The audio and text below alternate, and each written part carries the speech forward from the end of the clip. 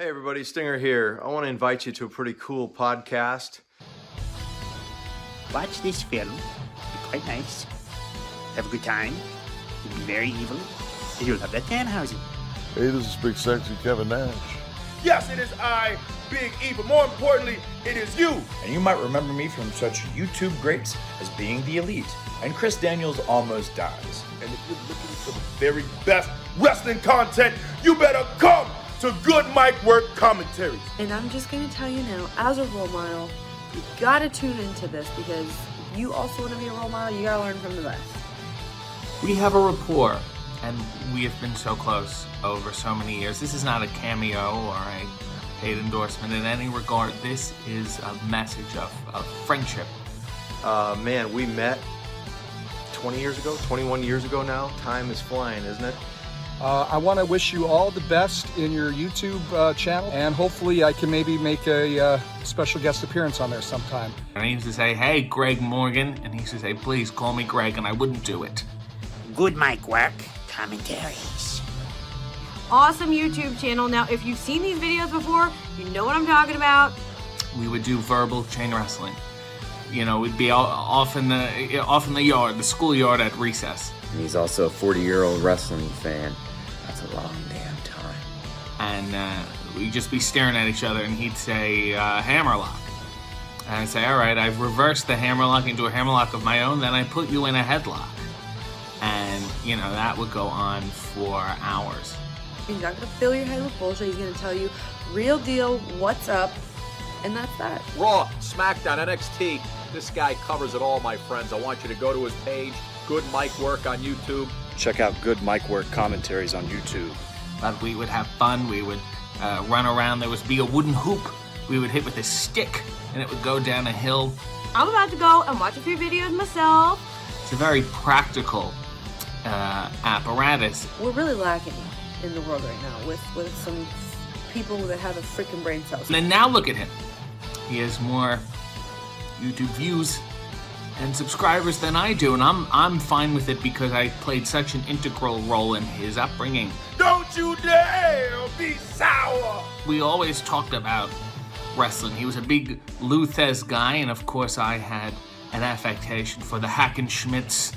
Clap for Good Mic Work Commentaries. This is RJ City, a wrestling rock on tour.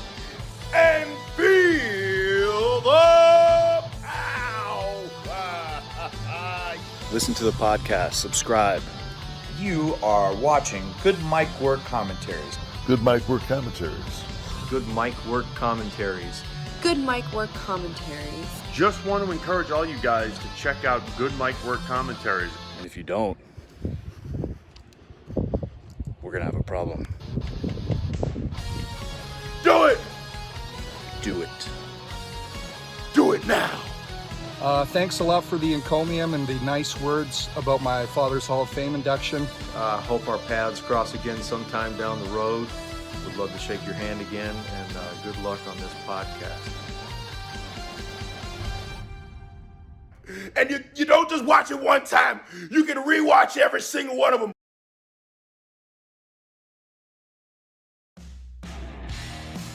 And now, Good Mic Work Commentaries and Greg Morgan presents the Winged Eagle Podcast.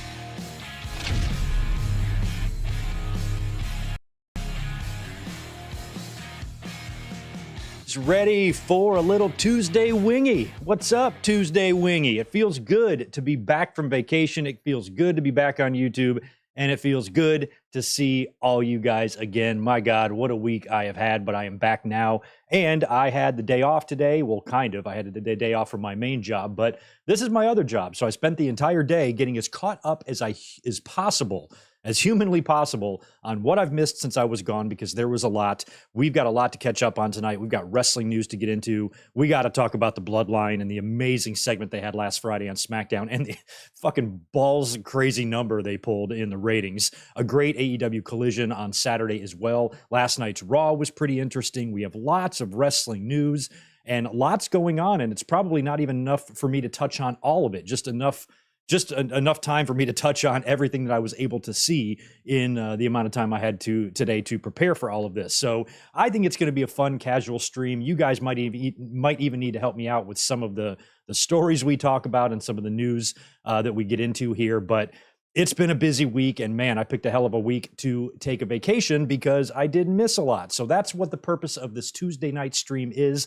The Winged Eagle is still in transition. As I've told you guys the last time I was streaming last week, that the Winged Eagle podcast, now that AEW Collision is on Saturday, is kind of screwing up our Saturday vibe. We're going to kind of place these Winged Eagles here and there. So now pretty much any big long-form podcast where I talk about a lot of subjects at once is going to be considered the Winged Eagle podcast. You might even get two of these things in the same week. So I'm kind of figuring out that. So what a good night to practice on that stuff. Then what a better night, I should say, than tonight to practice on all that, since I'm here. And I figured we'd go live right after NXT. Unfortunately, I did not watch any of NXT, so no clue what went on the show. You guys can fill us in if you would like.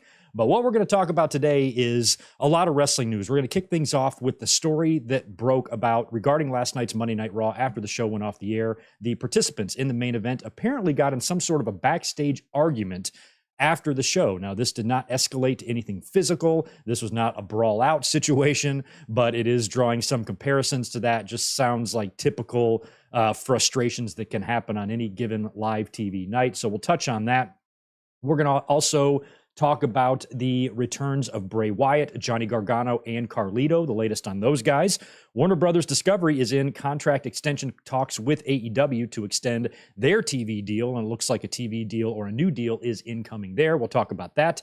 We've got some news in AEW. Brian Pillman Jr. possibly gone from the company, removed from the company's website.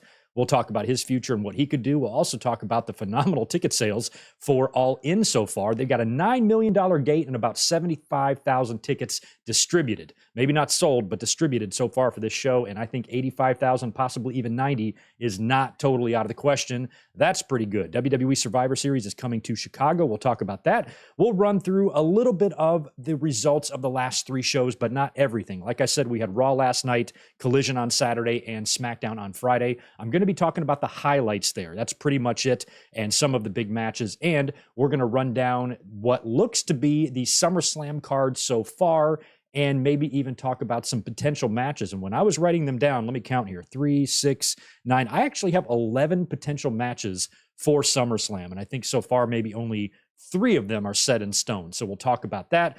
We'll talk about a little bit about last week's Dynamite.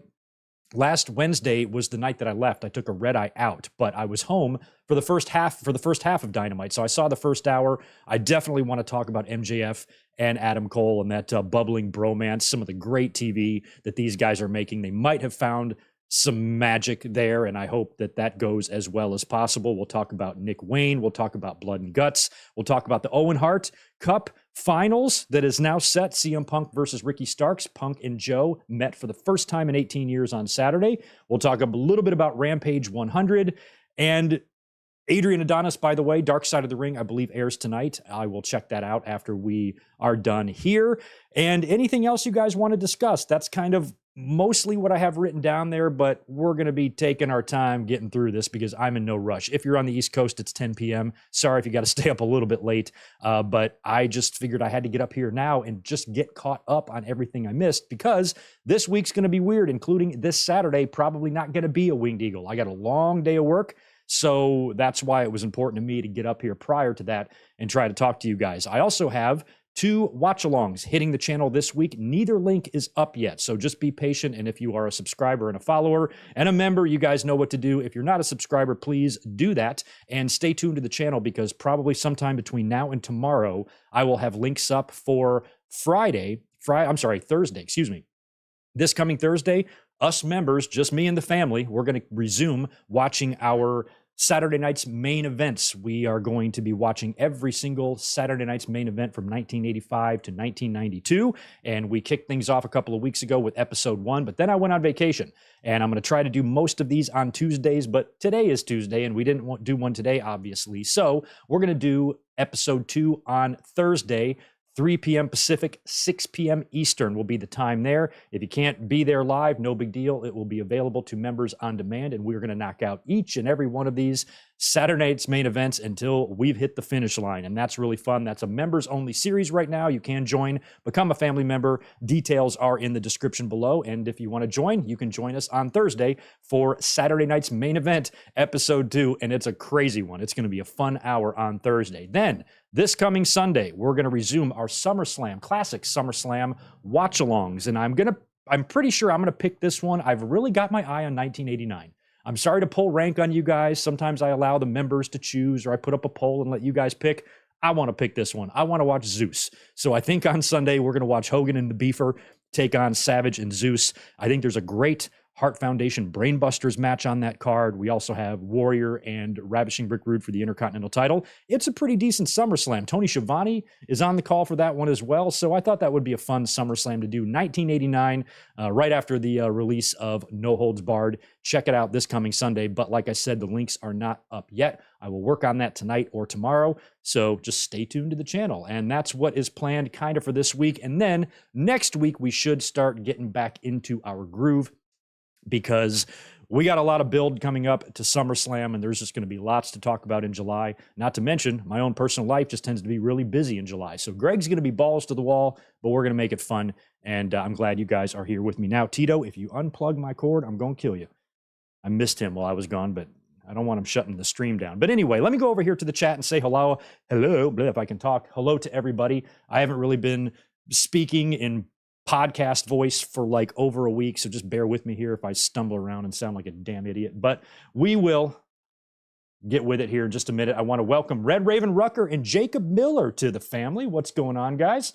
Some of you guys, it might be a rejoin because your icons are all different there, but thank you guys as always. And the channel members, I'm going to find a new way to be giving you guys your shout outs in these videos. Probably going to be a ticker thing. You know, with the new members, we are really, really close to 100 members. I think we just need a couple of more. So if anybody has not signed up yet and you would like to become a member, please do so. Also, Patreon supporters, those of you who support over there are starting to see some edited videos of reactions and live reactions and watch-alongs that I'm pairing through my Vimeo channel. So you guys are having some long-form stuff over there. So when we do watch-alongs, I can pair it up with the footage, post it over on Patreon just for some bonus content. So that stuff is over there for members and for Patreon subscribers.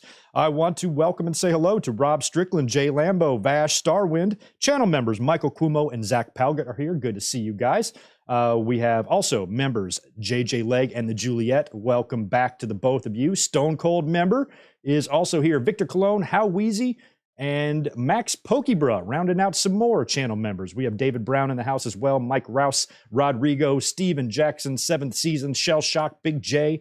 We have Ben Espinoza is in the house as well.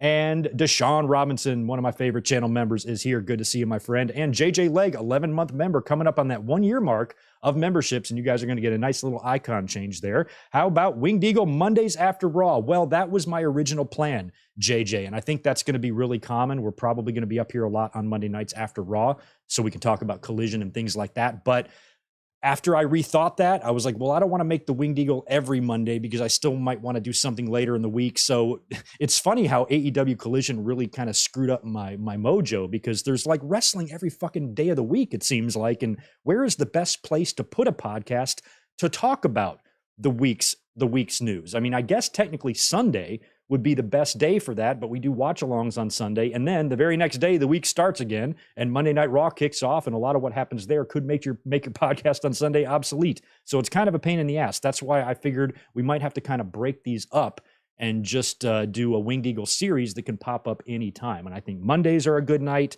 maybe Thursday afternoons if big things go down on Dynamite. It just depends. And we might still, and probably will still, be up here on a lot of Saturdays to talk about SmackDown and things like that if time permits there. But Collision, airs for me at 5 p.m. and I like to do my podcasts in the afternoon. So it just caused a little problem. We're organizing things right now here behind the scenes.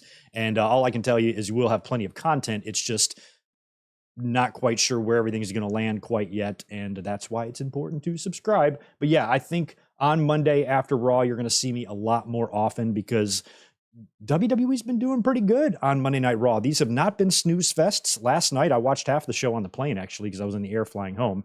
And I was cracking up on my phone watching Chelsea Green say, 3 strikes and you're out. Basketball. I'm like, did she just say basketball? And, when I looked at the show last night and a lot of what they've done, I know a lot of fans have got sticks up their ass about Vince. I don't like that crazy, weird mustache looking moron any better than anybody else or any more than anybody else. I don't want him anywhere near WWE creative or backstage or gorilla or anything like that. But since he has left, WWE has seen a clear and undisputed rise in fan enthusiasm, fan interest, ratings, attendance. Everything seemingly across the board has been up since Vince McMahon has disappeared. And when you look at the character development on both shows of a lot of wrestlers in development that just was not there 18 months ago, you can really see, how good of a booker Triple H can be. Is he perfect? No. Is he going to make missteps? Yes. Is he going to do stupid shit? Yes. But at the end of the day, compared to Vince McMahon, we have seen a huge improvement across the board in WWE, which is why at this point, I'm not willing to nitpick the Vince stuff. That stuff's out of our hands. There's nothing we can do about it. All I know is we are a lot better off than we were 1 year ago, a year and a half ago, and that is clear by how WWE kind of seems like we might be entering a little bit more of a boom period in wrestling. Nothing is ever going to match what they did in the Attitude Era. Those type of numbers, that type of attendance, just the overall business in general, how white hot it was. I don't think we'll ever reach those numbers in terms of ratings and whatnot, just because of how so much has changed in entertainment since then.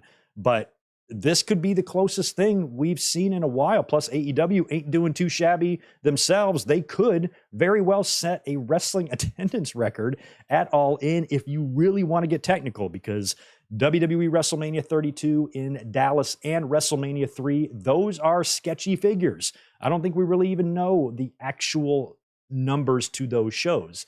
And AEW is going to be right there in the mix. They put 80,000 or more in Wembley. Now they're in the discussion for the biggest crowd in history, or at least top 3, top 5, something like that. And that's pretty damn impressive. So the wrestling business in general could be doing a lot worse. You know what I mean? So just the way the shows have been on Raw and SmackDown, I find myself enjoying them a little bit. Isn't that crazy? Especially SmackDown. But even Raw, it's like they're still going to have WWE things, typical tropes and, formulaic nonsense that they always do, but I'm a little bit more interested in these issues. We've had pleasant surprises like Alpha Academy and Maxine and even the Viking Raiders. Even what they're doing is just a million times better in my mind than what they would have been doing if Vince was back there in charge. So wrestling is looking good this summer, and I think we're going to have a good SummerSlam. I think All In and All Out are going to be great, and I think the TV leading up to all of these events in both companies is looking pretty good, and I think that's positive. There's so much negativity out there in podcasts and YouTube, and especially on social media and on the shitter, Twitter, as we call it. And I think that's a little bit silly sometimes, considering how much we have to look forward to and to be optimistic about. So I'm kind of liking where everything sits right now. And I had a great time today catching up on some of the stuff that I missed over the week, because everything that I watched from both companies, I largely liked across the board. So things could be worse in Wrestleland, but good to see you again, JJ. I know I went off on a little tirade there. Who else do I have to say hello to? Oh, I lost my spot. There we go. Tim, good to see you as well. Red Raven, Rucker, I already got you. And Chris Miner, 10-month member, chiming in. WWE should make a separate show just for Owens and Zayn. I could just have all 3 hours of Raw be nothing but Sami Zayn and Kevin Owens. I am all for that. But then you run the risk of overexposure, and you don't want to do that either. But Owens and Zayn, one of my favorite sets of tag team champions of all time. What about a possible Owens and Zayn and DIY SummerSlam match for the titles? What do y'all think about that? I'd love to see that. Stephen Harris, good to see you. Let me see. Michael, Merville, Denny Downbad, Frody 420. And who else? Stone Cold, I think I got you. I might be doing some double shout outs here. Transferring Heat is in the house as well. So is Shell Shock. And anybody else chiming in, hello. Thank you for being here. Please do me a favor. Thumbs up button, smash it, because I'm usually not up on Tuesdays. We might not do a big audience here, but that's fine, because a trend that I've noticed on the channel lately is our live stream audience numbers are down, but our overall views are way up. So this video is probably going to do pretty well on demand tomorrow, later tonight, things like that. But I could still use the likes right now, and under 70 people in here, so I'm trusting that most of you are subscribers, but in case you're not, you know what to do. That button is right down yonder. Go click it. All right, I think that does it for most of the shout-outs. Dominic Richardson, good to see you too. What's good? And thank you to everyone for being here. Thank you to everyone who I interacted with on social media while I was gone. My vacation was great. It was great to get back home to North Carolina and visit my friends. It was so hot. We spent so much time at the beach. I swam in that warm Atlantic Ocean like crazy. I missed it, had a time of my life, had a great time with my friends, but I was really, really ready to come back. I even uploaded a little YouTube short as I was walking to my car one of those days, like Saturday or Sunday or whatever it was. And I'll try to do more of those too. Some of those YouTube shorts, vlog style stuff. If I have anything that I can say or any opinion that I can give that I can fit within 1 minute, I will try to add some of those to the channel just to add content, you know, it's all about content. But anyway, let's start talking about stuff. Let me go all the way back up to the top of my notes. It's a long scroll. It's taken me like 8 finger rolls to get up to the top of this of my notes. But we got to talk about what that incident that took place last night on Monday Night Raw. We're going to start with that. Recenter the chat too so I can see it. Let me just do a couple quick little maintenance things. All right, looking good there. Going over here. One moment, just bear with me. All right, there we go. I'm just doing a little sound check. We're good. We're good. All good and good, right? Happy Tuesday night. Tuesday night wingy. Here we go. Let's talk about last night's Monday Night Raw, or I should say after Monday Night Raw. We're going to talk about the results of Raw later on. We're going to talk about news first. Now, there was a story originally reported by PW Insider that there was a confrontation or argument after WWE Raw went off the air at Gorilla Position involving the participants in the main event. It doesn't sound like anything that newsworthy other than the match was a little bit clunky. I guess there was some missed spots there, and maybe there was some blame being put on certain guys, and apparently there was an argument or an altercation backstage. Now, Fightful Select, I'm going to be doing a lot of Fightful Select plugging because my first 3 stories all have articles from or reports from Fightful Select. Today, they released a follow-up on this story, and I quote, the July 10th episode of WWE Raw featuring Judgment Day taking on Owens, Zayn, and Rollins in the main event. The match saw Judgment Day winning, but more people are talking about what happened after. PW Insider reported that there was a non-physical argument that took place backstage among the participants in the match. It never elevated to the concern of violence. However, those we've spoken to have since downplayed the situation. Sources close to the situation say there was a talk that was more of a difference of opinion than anything else. We're told Kevin Owens actually left almost immediately following the match because he had prior obligations. Rollins got cracked pretty hard during the match, but haven't heard anything else out of the ordinary aside from frustration over how the match went. Now, I believe the PW Insider report, their source said there was a blame on a particular wrestler, but they didn't want to say any names because they didn't want the internet to go crazy. So that right there just shows you, maybe how right now anyway, and this could easily, the pendulum could swing here at any point. But, that's a much more professional way of handling things than what we saw at Brawl Out. This was an argument. There was no shoving. There was no fisticuffs. There was nothing like that. And, the talent didn't even want to name any names to the dirt sheets because they know the fans will fucking flip their lid because they flip their lid about everything. It's very important for them to hate stuff out loud and as loudly as possible. So the fact that, they had that mindset to not throw anybody under the bus, and when, you read the report, it just sounds like there was some miscommunication in the ring. The match didn't click. Like, things didn't click. We've all had days like that. I have nights like that at work where just things ain't clicking. I don't like customers. Staff's fucking up. Nothing's flowing like the machine usually flows. And when that happens, it can cause some frustrations. You can have arguments or tempers boiling over. And in a business like pro wrestling, you get 6 guys, 6, close to main eventers or semi-main eventers all in one match. Things can go wrong and tempers can flare. This is what happens in this business. As a matter of fact, we've heard very few of these type of stories, where this was something that was probably even more common back in the day. So I would expect passion and tempers to boil over from time to time backstage. You kind of want that almost. You want everybody wanting to go out there and doing the absolute best. You want talent pissed off that the match sucks, because they don't want to go out there and have a stinker. So, that's a level of professionalism that I think every wrestler should have. And if you get in a little shouting match or an argument after a match, because anything can happen when you're out there, I don't even think that's really newsworthy. I'm glad to hear that this didn't escalate into anything violent. I'm glad there was no brawl out situation. I don't know if Dominic would be Larry in this situation. Maybe Rhea Ripley would be Ace Steel. Of course, as somebody pointed out on Twitter, everybody's going to volunteer themselves to be the ones bitten by her.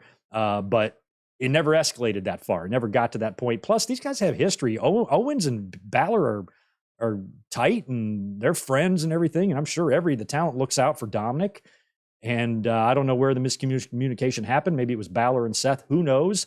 But those are the type of things that are going to happen from time to time. And it's not really that surprising. Just glad that it seems like it's almost a non-issue. Talent's already kind of downplaying the situation. And it doesn't seem like it's going to have any effect on the future booking of these 6 men, because it looks like, unless something changes, but I'm still getting the impression, like I said prior to Money in the Bank, that I think Balor and Seth are going to do it again at SummerSlam.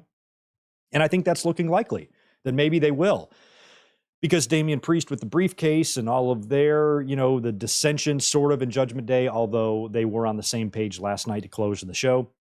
Seems like that's the match they're going to do. So all these, a lot of these men are going to, and women, are going to have to continue to work together. So hopefully everything is just smoothed over there. So I guess we could call that Monday Night Brawl. If All Out was Brawl Out, this is Monday Night Brawl without the brawl. There was no brawl. And that's good. One brawl at a time, one brawl per year. We haven't even reached the year mark of All Out, so no company is allowed to have a brawl until September. Just keep that in mind, Triple H and TK. Let's talk about Bray Wyatt. He is still not cleared to return, but it does look like he is going to be returning. Now, we haven't seen him in quite a while, since like February. He had that stupid mellow yellow ass boy match or whatever it was at the Royal Rumble, which was complete garbage. And he was supposed to be involved, with Uncle Howdy and Alexa Bliss, who's now on maternity leave, and Bo Dallas was supposed to be involved in all this shit.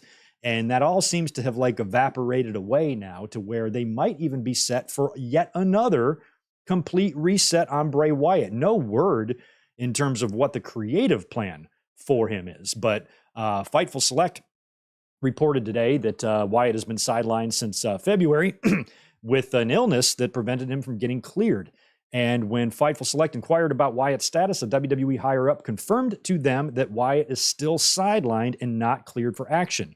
They were told that he's still awaiting clearance and hopefully for a return whenever that occurs. So I guess that's all based on Bray Wyatt's health right now. Once he gets the green light from doctors or whoever he needs to get a green light from, then apparently he's set to come back. But it's been so long now, at least me personally, I just didn't really care for his last gimmick. It was great at first, the White Rabbit stuff, that was all so good. We had very, very high hopes for that because it really seemed creatively well thought out, at least at first. And then it really, really broke down to where we didn't know what the hell was going on. It was a very slow burn where I think they waited a little bit too long to do some of these reveals and whatnot.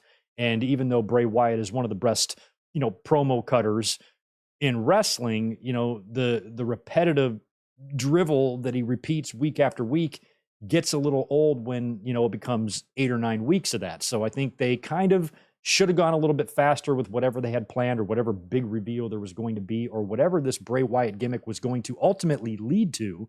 We knew he had a feud in place with Bobby Lashley and whatnot, but nothing that he did in that was really particularly that interesting to me. So whatever Bray Wyatt does when he comes back, I just want to care about it, And The Fiend, I started to care about it, and then they fucked it up.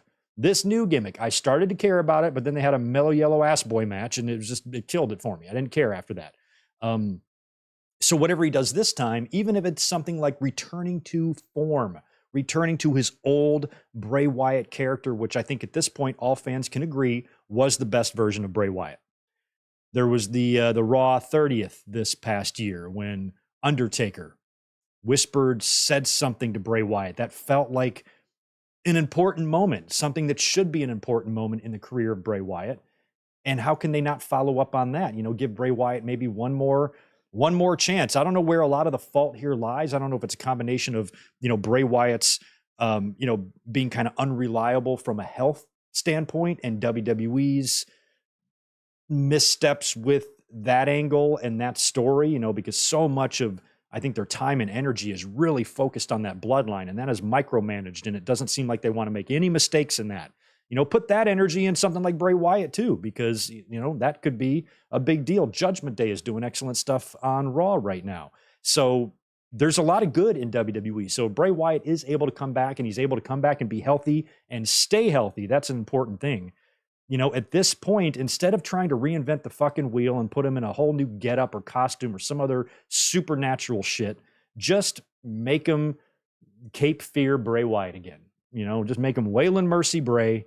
He was great like that. If you want to have, maybe a Wyatt family 2.0. Eric Rowan is still around. You could technically bring him in if you wanted to, but Luke Harper, Brody Lee's a big void to fill there. So you'd have to find the absolute right person. And you're not trying to replace Brody, but kind of just a new version of the Wyatt family. Maybe that's the best thing for him, And if that's the case, then you can think about who to stick him with. Joe Gacy and guys like that. There's probably a whole bunch of different options and examples or possibilities of wrestlers that you could use. But I think at this point, maybe simplifying the gimmick a little bit, because we've had the Fun House and we've had the Fiend and we had whatever that last shit was and Uncle Howdy. At what point does this all just get to be too much? And I was into it at first. I was intrigued. I wanted to see where the White Rabbit stuff was going to lead. I thought that was all very unique, well presented, well done, but they just didn't follow through. They didn't stick the landing. So, go back to what brought you to the dance, as JR used to say. And maybe Bray putting on a little Hawaiian shirt and a hat and sitting in a rocking chair might be what they need to do. And those would be some fun vignettes. Imagine if you got because his vignettes and his video packages, they had those those flashbulb type of effects and stuff. And if you just got a quick little flash of the rocking chair and the silhouette of Wyatt with the hat on, fans would pop for that. It would only have to be on the screen for half a second. I mean, just literally blip. And if you saw that at the end of some Bray Wyatt return vignette, blip, how it makes that noise and it's just that silhouette of him in the rocking chair, you tell me that won't get a pop out of the crowd, because that would tell them who's coming back. It's Bray Wyatt. Unless Bray Wyatt wants to try to be a combination of Undertaker, what Undertaker brought, and maybe what Mick Foley brought, because now we've had multiple incarnations of Bray Wyatt, with the Fiend and the regular Bray and Funhouse Bray, and maybe he comes back as something else. Maybe he's developing his own Cactus, Dude Love, Mankind type of trio to, rotate in and out. I don't know. But if Wyatt comes back, because I've always been such a Wyatt fan, I've always liked him. I've always thought he was a good worker, good promo cutter. Not all of the failures have been his fault. I think a lot of it does rest on WWE's shoulders, and I respect the dude. So because of that, I'm going to give him another chance. But if they shit the bed with him one more time, I'm done. At this point, I'm kind of already done. I'm like, bring him back, don't, whatever. But, when I hear things about his health, that, makes me want to see him back, because I want the best for him. And if he's unhealthy or if he's sick or he has an illness, I want him to get better. And I hope he gets better and gets back in front of the camera and starts entertaining us again. But I want to give WWE one more chance with him, but don't shit the bed again, because I don't know how many more lives this guy has. You've burned them all. So if he's coming back, do it right, because if you half-ass this one more time, I think that's going to be the old curtains there for Mr. Wyatt. So I hope the best for him and whatever Bray Wyatt's future is. And as Max says, there was supposed to be a Wyatt 6 faction, all that stuff. We heard all of these different possibilities, and all of them sounded kind of cool. I liked the Wyatt 6 idea. I don't know if I like it now. I don't know if I like the Wyatt 6 idea now.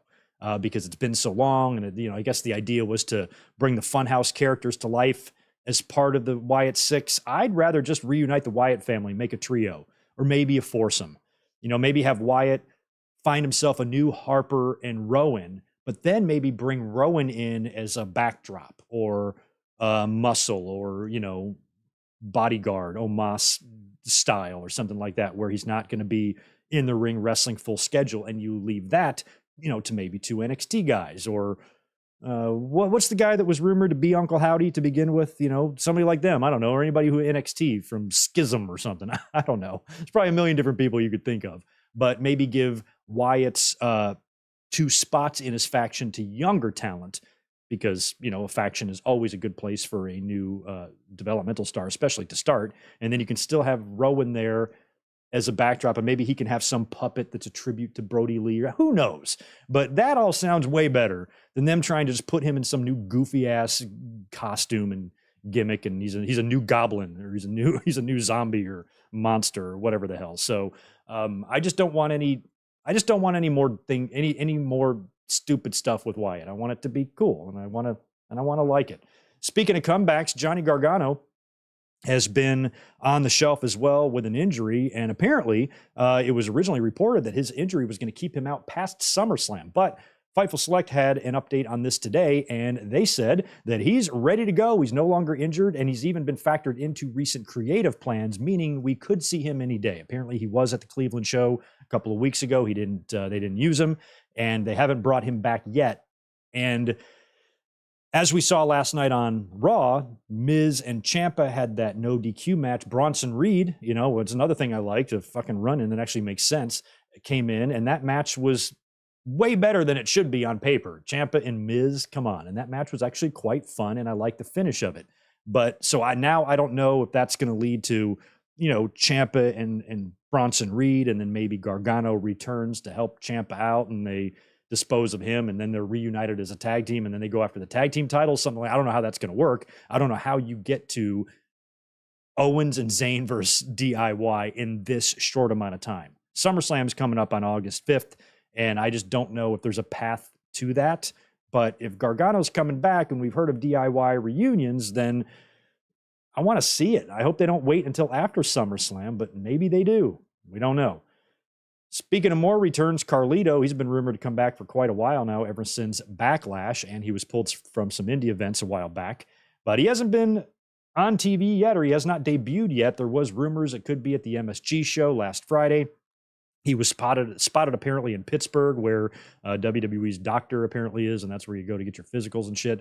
So apparently he is coming back. He just has not debuted yet, but his return is all but confirmed, and I'm guessing it'll be a SmackDown thing, maybe with the LWO, probably. But I'm ready to see Carlito back if he is indeed coming back. We've heard of Carlito rumors multiple times throughout the years. This is the first one that's really stuck, and where it really feels like, oh shit, he actually is coming back. But the longer he takes to debut, maybe he just changed his mind. He's going back to Puerto Rico. Who knows? But Carlito, when you come back, can't wait to see you. Here's some fun news. Warner Brothers Discovery is in deep extension talks with AEW. This is more from our friends over at Fightful Select. Go subscribe to them. Well worth the $5. Warner Brothers Discovery sources say they're in extension talks with AEW. Fightful can confirm via WBD sources that AEW has long been involved in television rights extension talks. Those that we've spoke to said that the conversations have been ongoing for months, and they personally believe an announcement could be made this summer or fall of a deal reached. WBD sources tell us they've been very happy with AEW, especially the flexibility they've provided with adding and subtracting shows, providing different kinds of content, and working around preemptions and network changes. One of the provisions regarding AEW content was that AEW content would be exclusive to the Warner Brothers Discovery brands, which signaled the end of AEW Dark and Elevation on AEW channels. However, we've long heard that beyond pay-per-view integration, WBD hasn't had much of an interest in Ring of Honor, and it actually dates back to when Sinclair owned ROH. We haven't heard if that's changed as of late. Warner Brothers does have plenty of say and influence over AEW programming, as we've seen in the past with crossovers and talent that are or aren't featured. However, we've been told that AEW has also been really flexible with overruns as well as other requests Warner Brothers Discovery has made. Regarding the broadcast of AEW All In, we're told that has been actively discussed as a part of these talks. That's important. The Warner Brothers Discovery source did confirm what we've heard in the past, that the deal would be a huge money increase for AEW. Not bad for a t-shirt company mud show, huh? And as we've said, you can go on Twitter and make fun of whatever ratings you want and be stupid and foolish enough to compare it to 1999. But at the end of the day, AEW is ranked in the top 1, 2, or 3 on cable every night. And the network that they air their program on likes them, is happy with them, wants more content, and has a great relationship with them. That does not sound like a company that's going down the drains to me, you tribal little fucks. So I think this is great news for AEW, and that All In mention was really significant, I think, because one thing I didn't even think about was that what if they air this shit on TV? I mean, imagine if they were able to get a 3-hour block from TNT with no commercials. I don't know what that would take or how they would even be able to do that, but that would be pretty badass, because we were all thinking originally that maybe, and hoping this new deal somehow includes some sort of a streaming future for AEW. It would be great to get their tape library on a platform somewhere, whether it's that new Max that's, starting or has just started, Apple TV, anything, just to get their content out there. And maybe that could be a landing place for All In. But now that they have been discussing All In these extension talks, maybe that's going to be a full-blown televised event. And what an advertisement. You find, well, I guess we already know when it's happening, but what an advertisement for AEW to have something like that available on cable television for people to see that, oh my God, this is a wrestling company there's no WWE, and they've got 80,000 people in a stadium. To the casual human who isn't a wrestling fan, WWE has done such a great job with their branding that even if you aren't a wrestling fan, you've probably heard of WWE. In your mind, that might be the only wrestling out there. It's like people who are scientifically illiterate. They don't know the difference between a solar system, a galaxy, and a universe. They just think it's all the same. They think a solar system is the whole universe. No, that's just one little part of a much bigger landscape.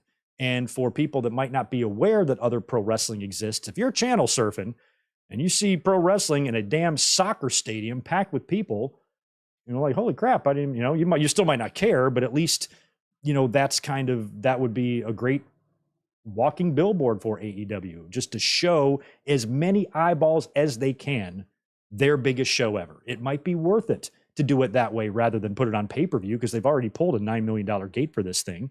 So it might be in AEW's best interest to get it on TV, because if average everyday eyeballs who don't have to pay a penny to see this thing and be channel surfing, I think they can draw a big number for that. Then they might be able to, we might be talking a 2 million rating for them if they're lucky. If Dynamite pulls 1 million, 800,000, 1 million, you'd like to at least double that. 2 million might be a reach, but given 1.5 or more, I think would be considered a victory in AEW land and in Warner Brothers Discovery. So maybe that's all part of it. It's kind of weird that this show is coming up in about a month and a half, and we don't really have a landing place yet for that in terms of where we're going to watch it. But that's really a cool idea or thought. And the All In has only been discussed in the talks. That's just me speculating. There might be no plans to put this on TV at all. I'm just saying maybe they will. And if they did, then you'd have to worry about commercials and stuff. But if there was some way, to get it on there with limited commercial, as limited as possible, or maybe the first 2 hours without, or just some extended block of time to where you don't have to cut to commercial, especially in a main event or something like that. But that's beyond my level of TV understanding and negotiations, and I don't really know how you even pull something like that off. But if they were, that would be a win-win for everybody. If Warner Brothers Discovery was willing to eat those ad costs to do a 3-hour show ad-free, the payoff, the return on that investment, could be huge, if it actually builds your audience. That's the biggest critique on AEW, right? They're not building their audience. Well, maybe putting a stadium show on free TV is a good way to do that. It's possible. So we'll see. We'll see if that builds anything, but sounds like the network they're on is very happy with them. Angry little mad bitch boys can complain all they want about AEW. They're not as big as WWE and they suck and all this. I'm like, doesn't really matter what you think, Junior. The network that they air on loves them. So you're dumb. That's all I got to say. Doesn't matter. Doesn't matter what you think, Junior. It matters what important people think, and important people are happy with AEW. So what does that tell you? Speaking of AEW, Brian Pillman Jr. may be gone for the company. No confirmation whatsoever on this, at least yet, at least that I saw today from Pillman, from any of the websites, but apparently he has been removed from the roster page on AEW's website. So if he is in fact gone from the company, I think WWE needs to scoop him up and toss him in the Performance Center. That's what he needs. The boy needs polish. He really needs some polish. And I think HBK could be just the guy for the job. And Pillman, coming in as a legacy talent like that, because WWE owns all of his dad's shit. AEW could use very little of Brian Pillman's footage because so much of it was WCW and ECW as well.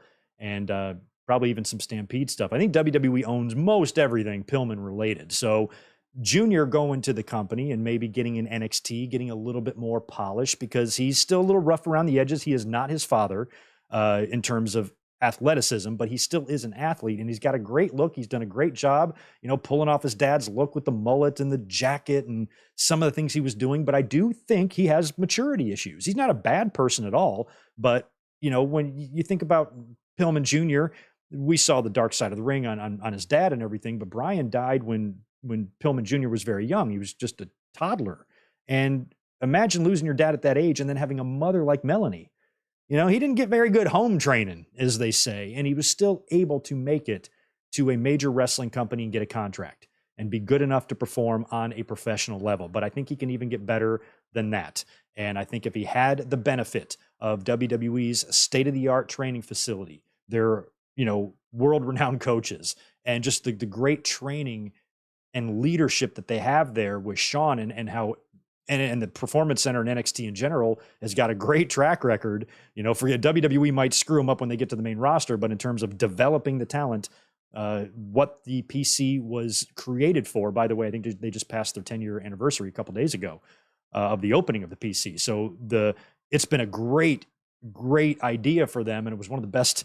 It's a game changer for WWE, really great investment. And if Pillman were to go there and just benefit from that, he could be a whole new worker, man. I think he needs to learn a little more, maturity and discipline and, get himself in better shape, work on his ring work. He's got just a plethora of talent there to work with, and he's in the WWE family. And that might be the best thing for him. So if it is in fact true and Pillman Jr. is gone from AEW, I think it's worth at least picking him up. WWE should sign him, get him going. If he's not impressing you, and then I guess you have to release him. But I think it's worth giving this guy a try, given the fact that he's Brian Pillman's son. And if he is able to improve even more, because I think he has been getting better from like AEW's start to now, but I think he could get even better than that. And I would give him a shot, man, get him in there. And what's funny is, remember, I guess the story goes with Pillman when he left WCW. And I was happy when he came to WWE, even though he was injured and, he wasn't going to be the same. I was really happy when they signed him, but I didn't find out until years later about the supposed story that Pillman went to WWE with the full intention of returning to WCW. I had that conversation with Eric Bischoff. I'm going to go there and then I'll eventually come back. And I think that was the plan for Pillman, but unfortunately he passed away. And wouldn't it be funny if like Tony Khan and Pillman Jr. had a similar conversation where Pillman's like, what if you release me? I get signed by WWE. I go to NXT and take advantage of their facilities and their training and their coaching, and I'll let them polish me and get me ready and just give me, that boost that I need. And then as soon as I'm ready for the main roster, I'll just wait till my contract's up, not re-sign, and then come back to AEW 10 times better. Wouldn't that be funny? History repeating. But we'll see if Pillman pops up in WWE. But I think he would be a big get for them because I was always a big Brian Pillman fan. And emulating your dad's style and look probably isn't the best idea. It's never really worked for anybody. But I think with Pillman, he could still develop his own way by still using the name. I think he could still be Brian Pillman Jr. or Flying Brian Jr. or whatever. Trying to be an exact carbon copy of your dad is probably a bad idea because you're never going to be able to pull that off. You know, when Dustin Rhodes first turned up on the scene, some of his early promos, he was doing the Dusty voice. He was trying to mimic Dusty's voice, and it sounded like shit. He could do it, just like I can mimic a Southern accent because I lived down there all that time. You know, and Dusty can mimic his dad because he lived with his dad, but you don't want to do that. You don't want to try to be your dad. Greg Gagne kind of had a similar, problem, because he was billed as Vern's son, a little bit more of a high flyer, but still a technical mat guy. And, he's adopted and all of, the tools that his dad had. No, he's nothing like his dad. David Sammartino was nothing like Bruno Sammartino. So you're going to have to separate yourself a little bit from Pillman's look and character, but I still think they could have fun with the potential of a Pillman Jr. if they brought him in. So we'll see if he does turn up there, and we'll see if this rumor of him being gone from AEW is actually true. Speaking of All In, we talked about it a minute ago. 75,000 tickets distributed for this thing. There's only 12,000 available tickets left for a total setup of about 87,000 is what the building is currently set up for. They could probably open up more seats if they wanted to. I think that's unlikely for them to sell 90, but I guess they could go 90. But 80,000, I think, is an almost guarantee at this point. Tony Khan reported a $9 million gate so far, which is incredible for a company this new, 4 years old, maybe 5 now. I'm losing track. But a company that has not been around very long to be able to pull numbers like this, attendance like this, especially during a little bit of a rocky time in the company. Things have been a little bit shaky ever since Brawl Out last year. And to be able to still stay the course, remain on track, and still be able to produce good TV, good quality pay-per-views, that's what they've been doing all year. And now in a market, in London, of course, big wrestling fans over there, and there hasn't been a show in Wembley in quite some time. AEW was smart booking this arena because this is going to be an attraction. This is going to be a thing to do, a place to go, an event to go to that you can talk about. And it was probably a given that they were going to be pulling a number like that. Now, what I'm interested to see, well, I guess we already know the answer to that. Yeah, we are. I was about to say I was curious, but there's no way SummerSlam is going to do better than that because SummerSlam has got a bigger set. Ford Field could probably hold 80K, but not with an entire set. I don't know what the attendance for SummerSlam is going to be at Ford Field. I don't think it's going to be as big as 80,000. It's probably going to be more in the 60 range, but that means All In is going to draw a bigger crowd than SummerSlam. So who says there's no competition? AEW is just a fraction of the size of WWE, so it's only logic, will tell you that they're probably going to get fractions of their attendance and their ratings too, So if they're pulling in half their ratings and they're pulling in decent attendance numbers, WWE is doing phenomenal attendance numbers right now, but AEW is doing attendance numbers that we saw from WWE just a couple of years ago. They were doing 2,000, 3,000 for their SmackDown shows, half the fucking building tarped off. Things are different now in WWE. There's this uprising. Fans are way more interested. And it's more fun to go to shows now than it was a couple of years ago. And AEW is, for some of their dynamites, we're talking 2, 3, 4,000, somewhere between 2 and 6,000, I think is the norm for most of their TVs right now, which, comparable to WWE is about where I would expect a company that size to be. None of this is surprising to me. Fans get all uppity and get so excited, to shit on ratings or attendance. I'm like, this is really kind of where I thought they would be in the grand scheme of things. I wasn't expecting them to be bigger than WWE. I wasn't expecting them to outdraw WWE or get higher ratings than them, or hell, even maybe have as good a talent as them. WWE is a machine, and it's a machine that often runs badly, but right now is running pretty good. And that's good for us. So I know I'm always the dad, but we all stop fucking arguing all the time because things could be a lot worse. And we've seen it worse. We've gone through it together. Think of the shitty times. Think of the Thunderdome. Crying out loud. My God. Would you rather be there? No, me neither. I'd rather be here. WWE's got some pay-per-view news. Survivor Series is coming to Chicago, Allstate Arena on November 25th. So that's a big deal. Where was Rumble this year? Was that back in, I forgot where Rumble even was. Was that Houston again, or where the hell? I forgot where the Rumble was, but then of course we had WrestleMania here in LA, and we had Money in the Bank in London, SummerSlam Detroit, Survivor Series Chicago. These are good markets for WWE, big cities, and then of course WrestleMania next year in Philadelphia. Also, I want to say congratulations to Nikki Cross. Girl got her master's degree. Pictures all over her social media yesterday, graduating. Who's her man? He looks familiar. He's not Killian Dane and not Alexander Wolf, but one of them guys. Who's her husband or boyfriend? I don't know the relationship status, but I saw his face. I'm like, where do I know him from? You guys can tell me, but good for Nikki Cross. What a girl. Tough cookie, smart cookie. WWE should give that woman her flowers as well because she's awesome. Congratulations, Nikki. Smart girl. She knows you can't trust WWE creative. Better have a backup plan. And it looks like she's got one. And whenever I admire anybody who does that. Professional athletes too, because I'm not like that, to be honest. If I signed a contract for a couple of $1 million, or if you're, a college athlete and you go pro as a sophomore, and you sign a $10 million deal with a $15 million sign or a $2 million signing bonus, and then you sign a $15 million or $100 million shoe contract, the fuck do I care about getting my degree at that point? Nikki Cross ain't making Michael Jordan money, but she's probably doing all right. And if she's smart with it, she's not going to really have to worry about working again. But she went out and got a master's degree anyway, and I think that's great. Nikki Cross is the best. That wraps it up for the news segment of this. I'll cruise over here to the chat, see if you guys have anything to say. Would love a thumbs up. Smash that like button for me, and I'd appreciate it. There might be some super chats coming through. I think just one, but I want to make sure I don't miss anybody.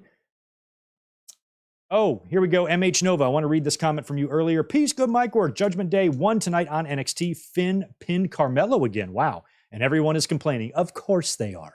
Of course they are, because why wouldn't they? But I can say the G League champion beat the Heat, or can the XFL champion beat the Eagles? No, I don't think so.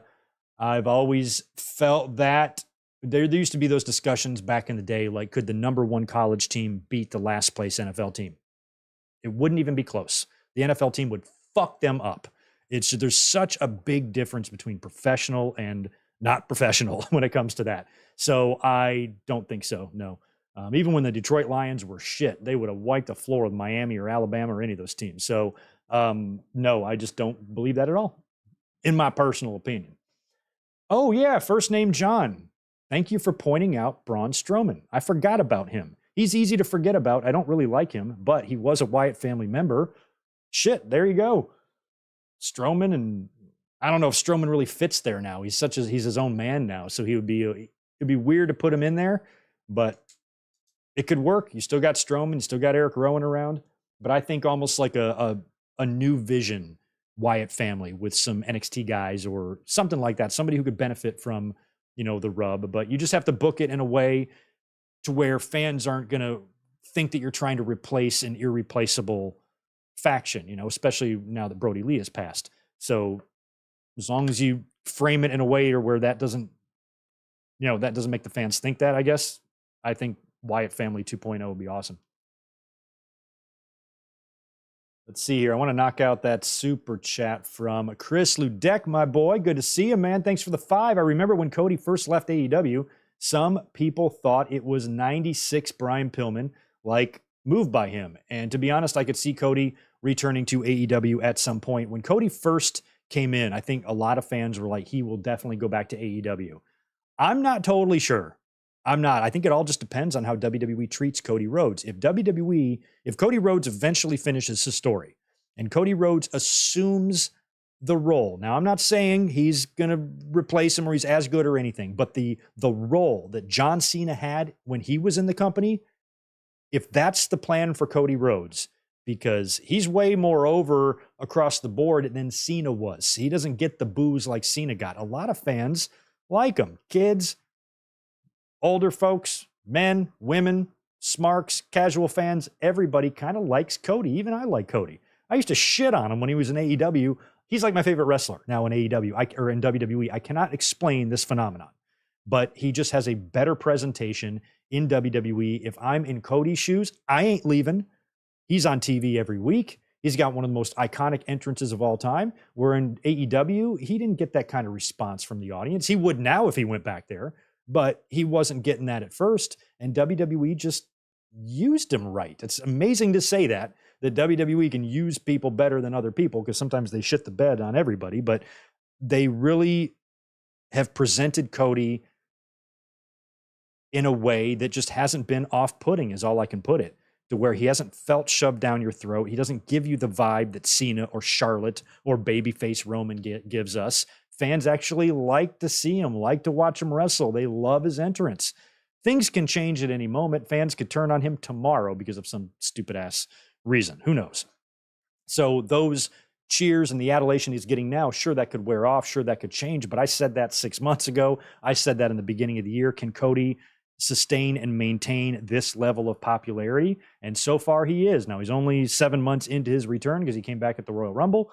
But so far, I mean, last night, his entrance on Raw, I'm like, my God, the fans are now singing it. Forget the whoa part. We're singing his whole song now. What does that tell you?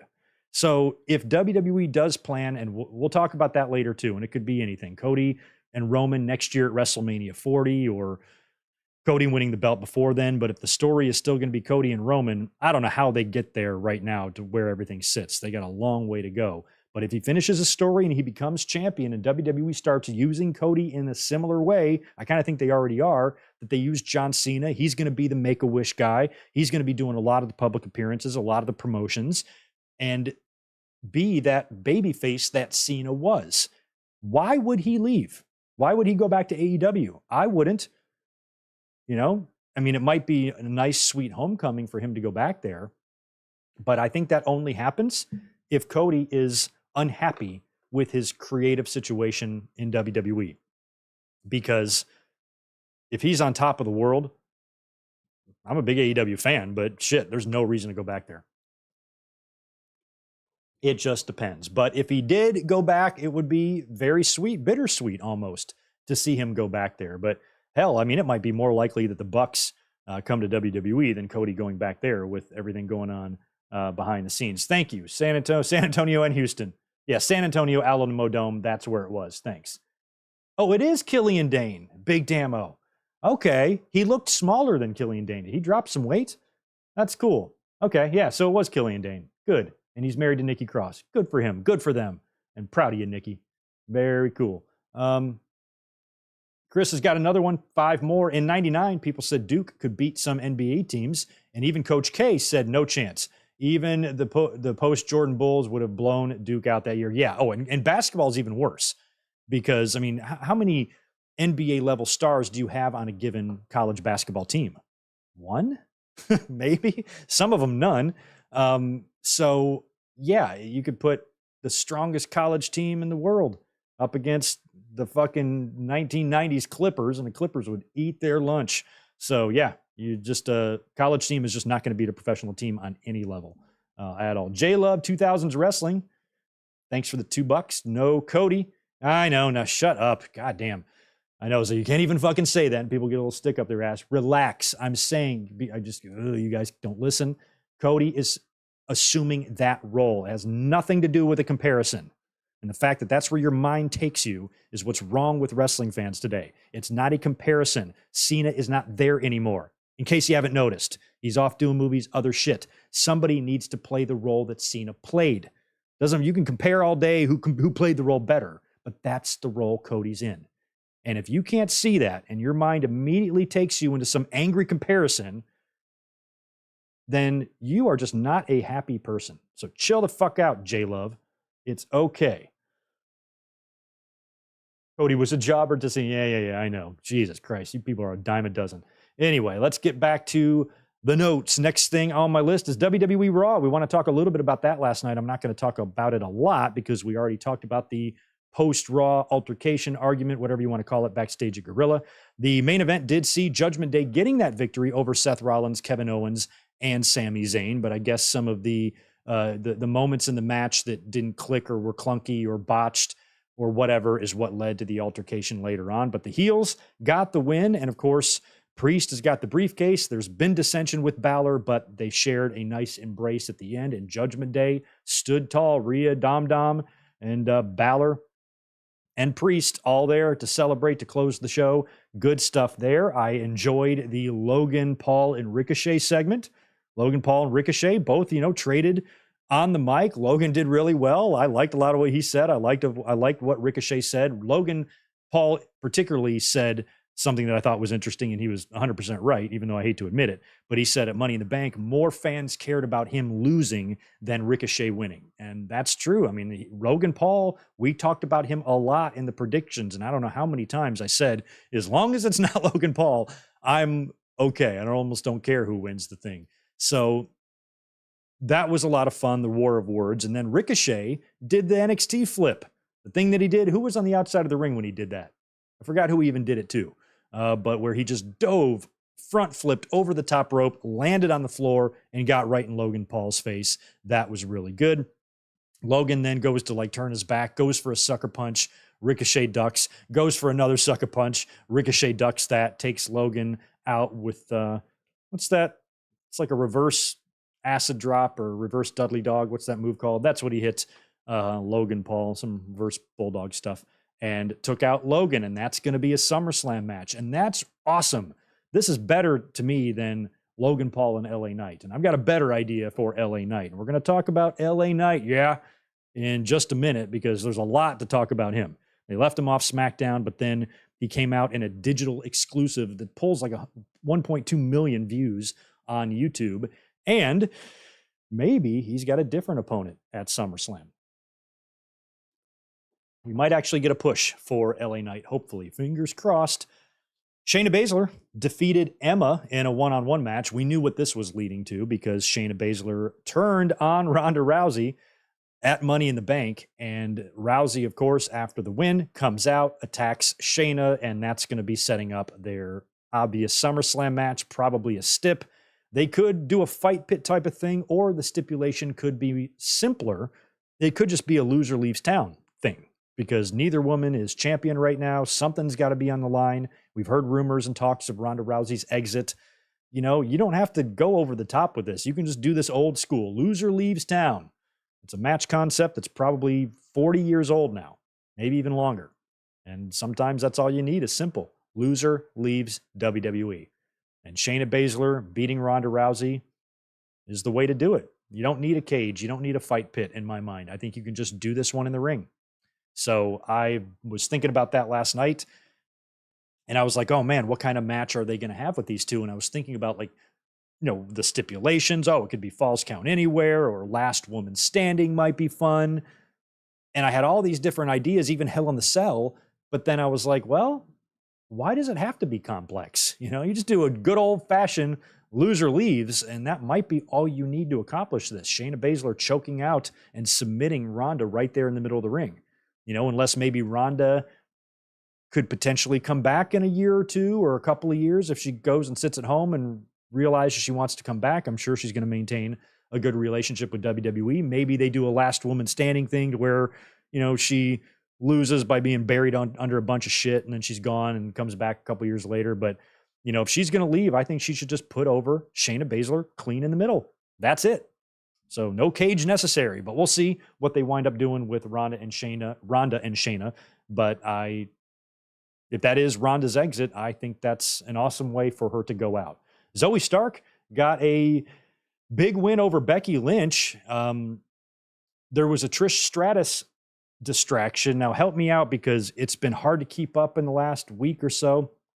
Even last Monday night, I worked. I didn't see Raw at all. So I don't know why Trish has the nose thing back. She's got the face mask back, like when she wore that back in like 04 or 05 or whatever that is. So that's a nice callback, but I don't know if that's a legit injury or if that's a kayfabe injury and she's just putting that on as a throwback. Help me out in the chat, because I don't know the answer to that. So she was out there to offer a distraction, and that allowed Zoe Stark to roll up Becky for the distraction roll-up victory. But you know what? It's okay, because it gave Zoe a win over a WWE legend. So that is okay. But I got a kick out of Trish's nose guard. Let's see what J Love says. Okay, here's 5 more. I don't think I've ever muted a super chat. You might be the first person to accomplish that, J Love. It's disrespectful for anyone to be compared to Cena. The man was a beast. He never gets the respect. He never gets the respect he deserves. Do you know what channel you're on? Cena has got nothing but respect from me on this channel. Are you fucking deaf? John embodied 2 eras in wrestling. Well, why don't you go take your John Cena poster and go in your bedroom and turn the lights off and have your fun? I don't know what to fucking tell you, man. You're getting way, way, way too emotional about this. But if you want to keep paying me to say these things, go ahead, because I love John Cena. Guess what, J-Love? John Cena follows me. Actually, he probably follows you too, but because he follows everybody. But I like him. I like him. He can be trolling. If he wants to pay to troll, that's fine. We all have boring nights. Hey, it's Tuesday night. If he was here Saturday night doing this, I would tell him to get a life, but who does anything on Tuesdays? No big deal. I'm cool with it. Let's resume. Where were we? Miz and Ciampa. I talked about that earlier on. They had a no DQ match last night, and Bronson Reed jumped in this thing attacking Ciampa. Now, there's kind of already a history there, so it was kind of a run-in that half made sense, and it was a way to give Miz the win, and I like that. So now Ciampa, I guess, will move on to a match with Bronson Reed. I don't feel like Ciampa and Bronson Reed is SummerSlam level, unfortunately. I think whatever they do is just going to be on TV. But it would be cool if this somehow led to the return of Johnny Gargano. And if they did reunite DIY, I would be very much in favor of that, especially if we got DIY versus Owens and Zayn matches, maybe several of them. Maybe those two teams could develop almost like an Usos New Day type of rivalry, to where maybe they trade the belts a little bit, throw all 4 of them in Hell in a Cell, couple months. Who knows? Something like that might be fun. But we got to get Gargano back first before we can even talk about DIY reuniting. But maybe everything going on here with Bronson Reed can lead to that. Drew McIntyre has been cast in a new movie. I guess it's called Killer's Game. Batista is in this. And McIntyre and Riddle had a segment last night where I guess Riddle has challenged Gunther. But he said, don't worry about it, bro. Because I think Drew was like, maybe you should hold off on the match because I'm not going to be here. I've got a commitment. And that commitment is he's got to be filming something for this movie. So Riddle was like, nah, bro, it's all good. I went and talked to my boy Pierce and I got Giavinci. He said Giavinci or whatever. And Drew was like, well, I think it's Giovanni, but whatever. And he goes, I got them barred from ringside. So it's all good, man. And Drew's like, all right, so I guess next week it's going to be Riddle and Gunther, and supposedly the Imperium is barred from ringside, but I don't know. I don't think it's going to mean Riddle's going to win. I'm hoping that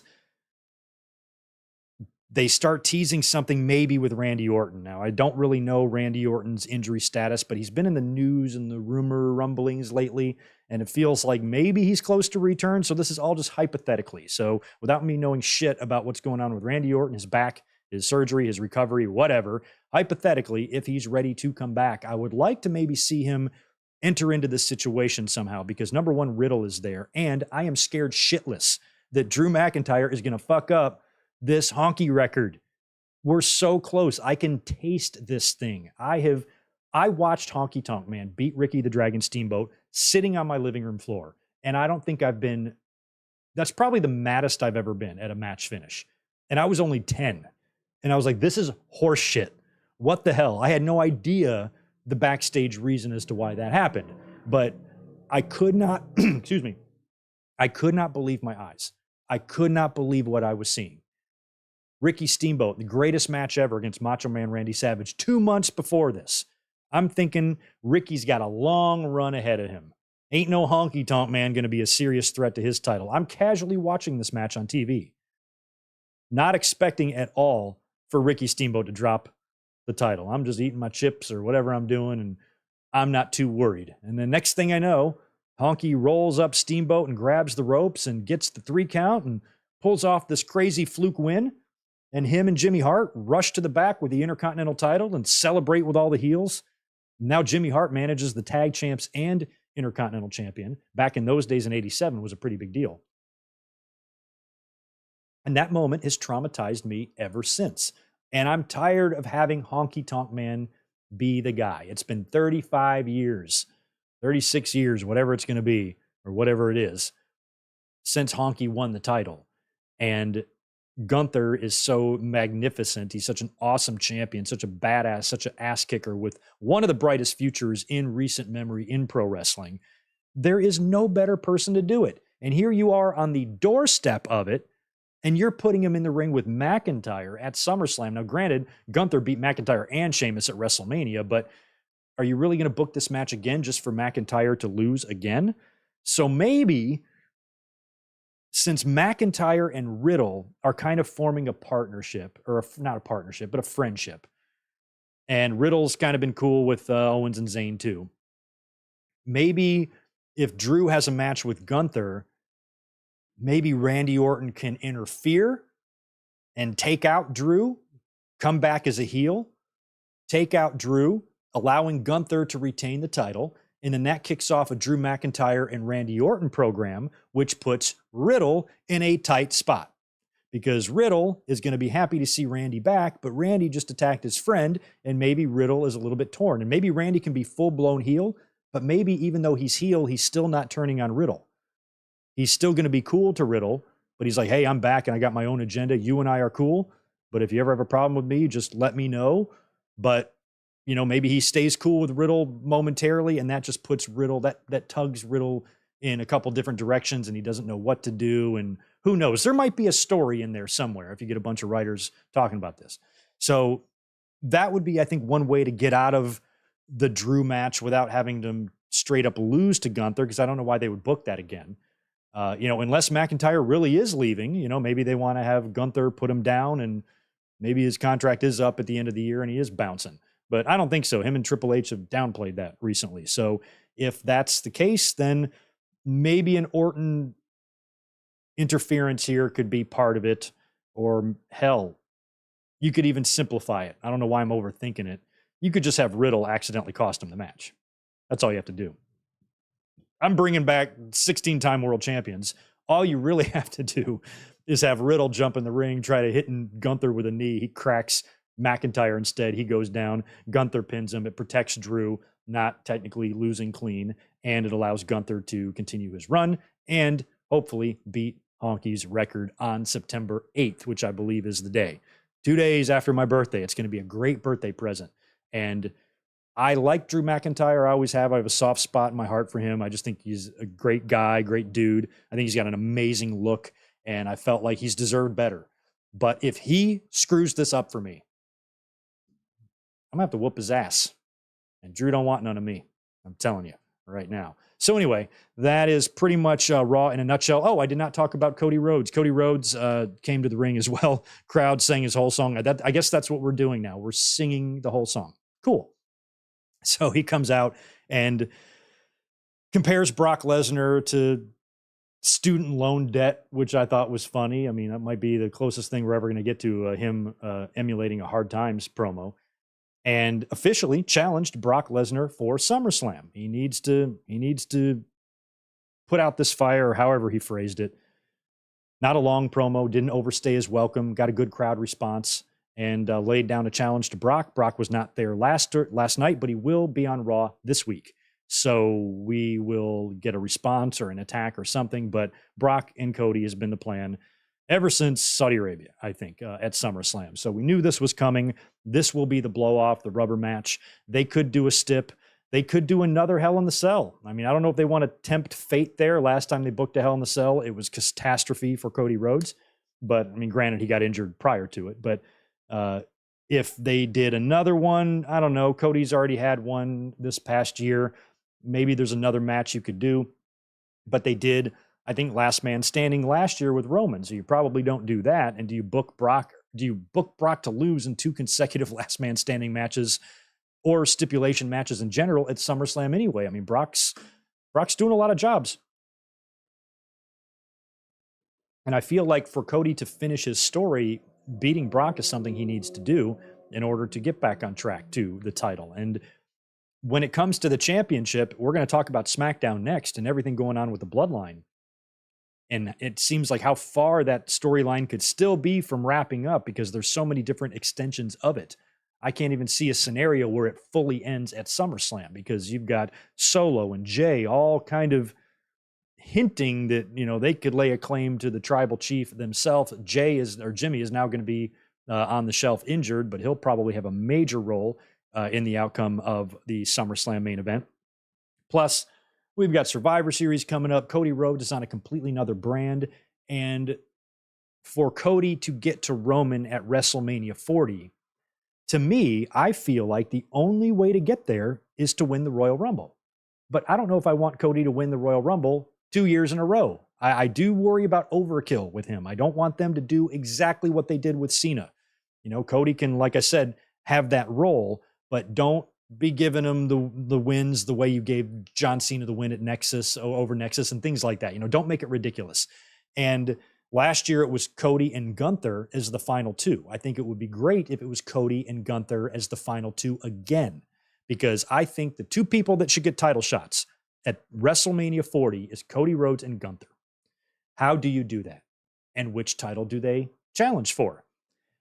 Cody feels like his story is for Roman's belt. That's the belt that at least I personally would like to see him win, more than the World Heavyweight Championship. So if that is somehow the plan for next year, I don't know how you get to that without the Rumble. Here's why. Some people will say, oh, well, good mic work. What about the Elimination Chamber?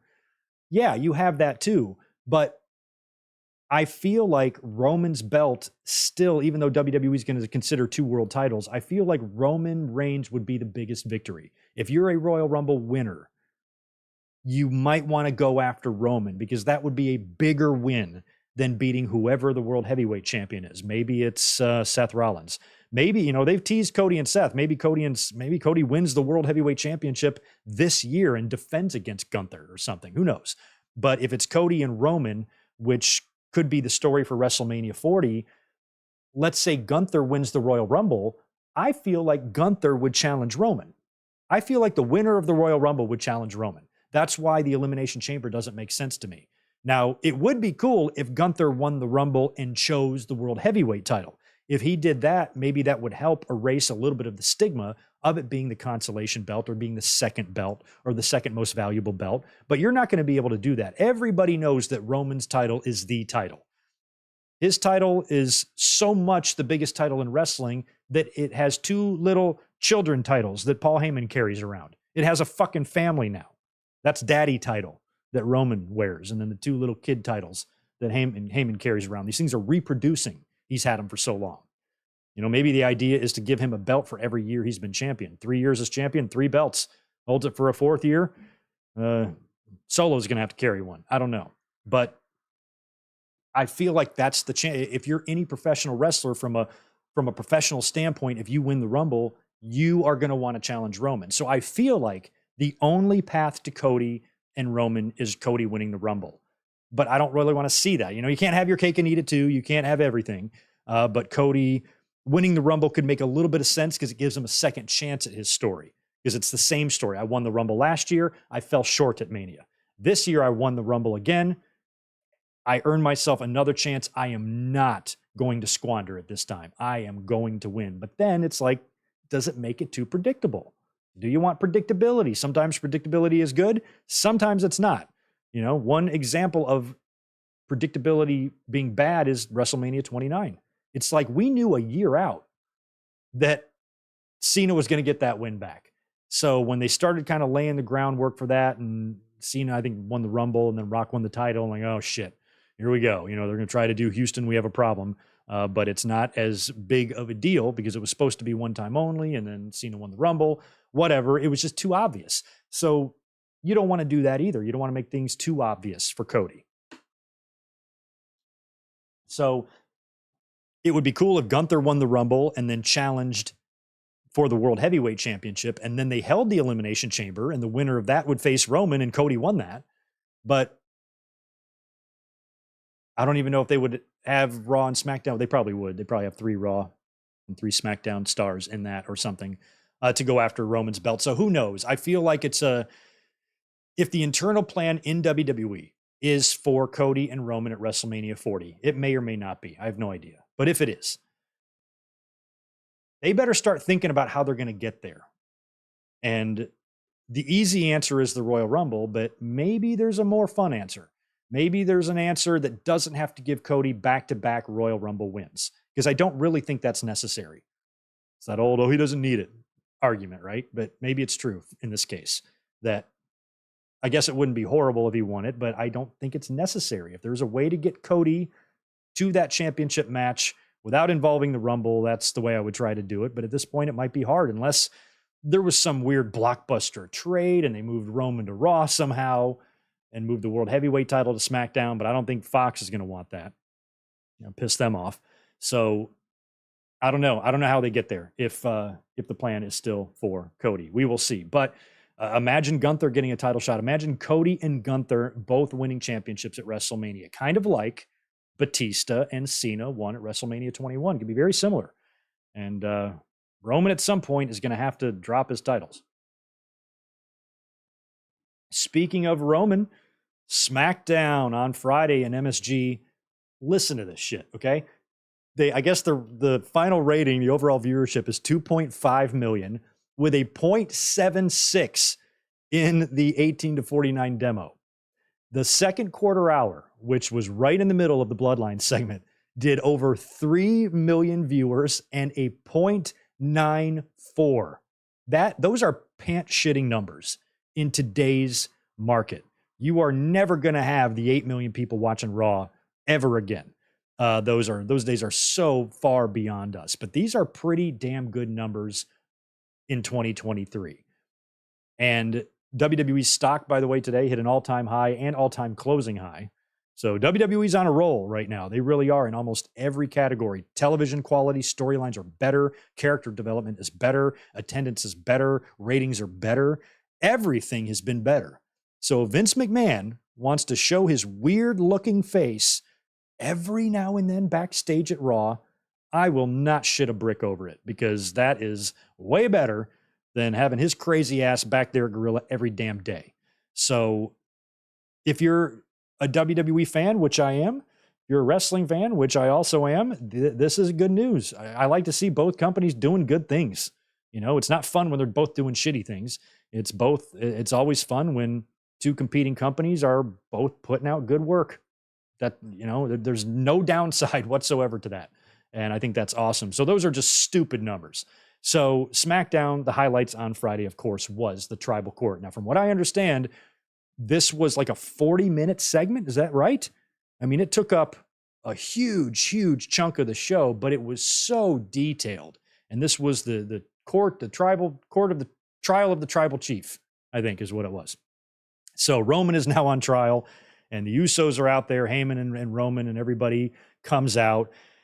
And, they touch on a lot. I mean, it's too much to get into here, but, a lot of what was said was really well done. And imagine just the rehearsal of this. I mean, there's so much to remember here, and there's so many different extensions of this story. This is a really, really well done story. And the way these characters have developed throughout this whole thing has been just incredible. And this is one of the best segments they've had all throughout their history. And we've seen some good stuff like the ending of the Rumble and so many different examples of just, I don't want to say cinema. I hate that, but excellent television. I'm not comparing it to cinema, but it's really, really well done TV and it's fun. And that Madison Square Garden crowd was listening. Like, I think back to when a crowd would have been this dialed into a promo before or a segment, to where they are listening and reacting to every word spoken. Nothing really in modern times I can think of. A couple occasions here and there, like Punk's pipe bomb, but no story that when it comes to the ring, it has 100% of the fans' attention. They have not achieved this in a very long time. And this was really, really well put together, highlighting the manipulation of Roman Reigns. I think they showed a couple of things on the Tron about that. And then, Roman kind of finally succumbing, and he puts the thing on Jay, and he kneels down, and the motherfucker's got real tears coming down his face. It was incredible. It was incredible. I'm like, he is crying for real. And then, bam, he gets the low blow. Solo and Roman attack hard on both the Usos. Solo splashes Jimmy through a table on the outside of the ring. Jimmy gets stretchered out. So that tells me he might be off TV until the finish of SummerSlam, until the finish of the main event might be the next time we see Jimmy. That way Roman and Jay can build their issue together on TV. Roman and Solo tie up Jey Uso. I'm a little dry mouth. That's why I keep drinking. Sorry. But they tie up Jey Uso and they work him over pretty good.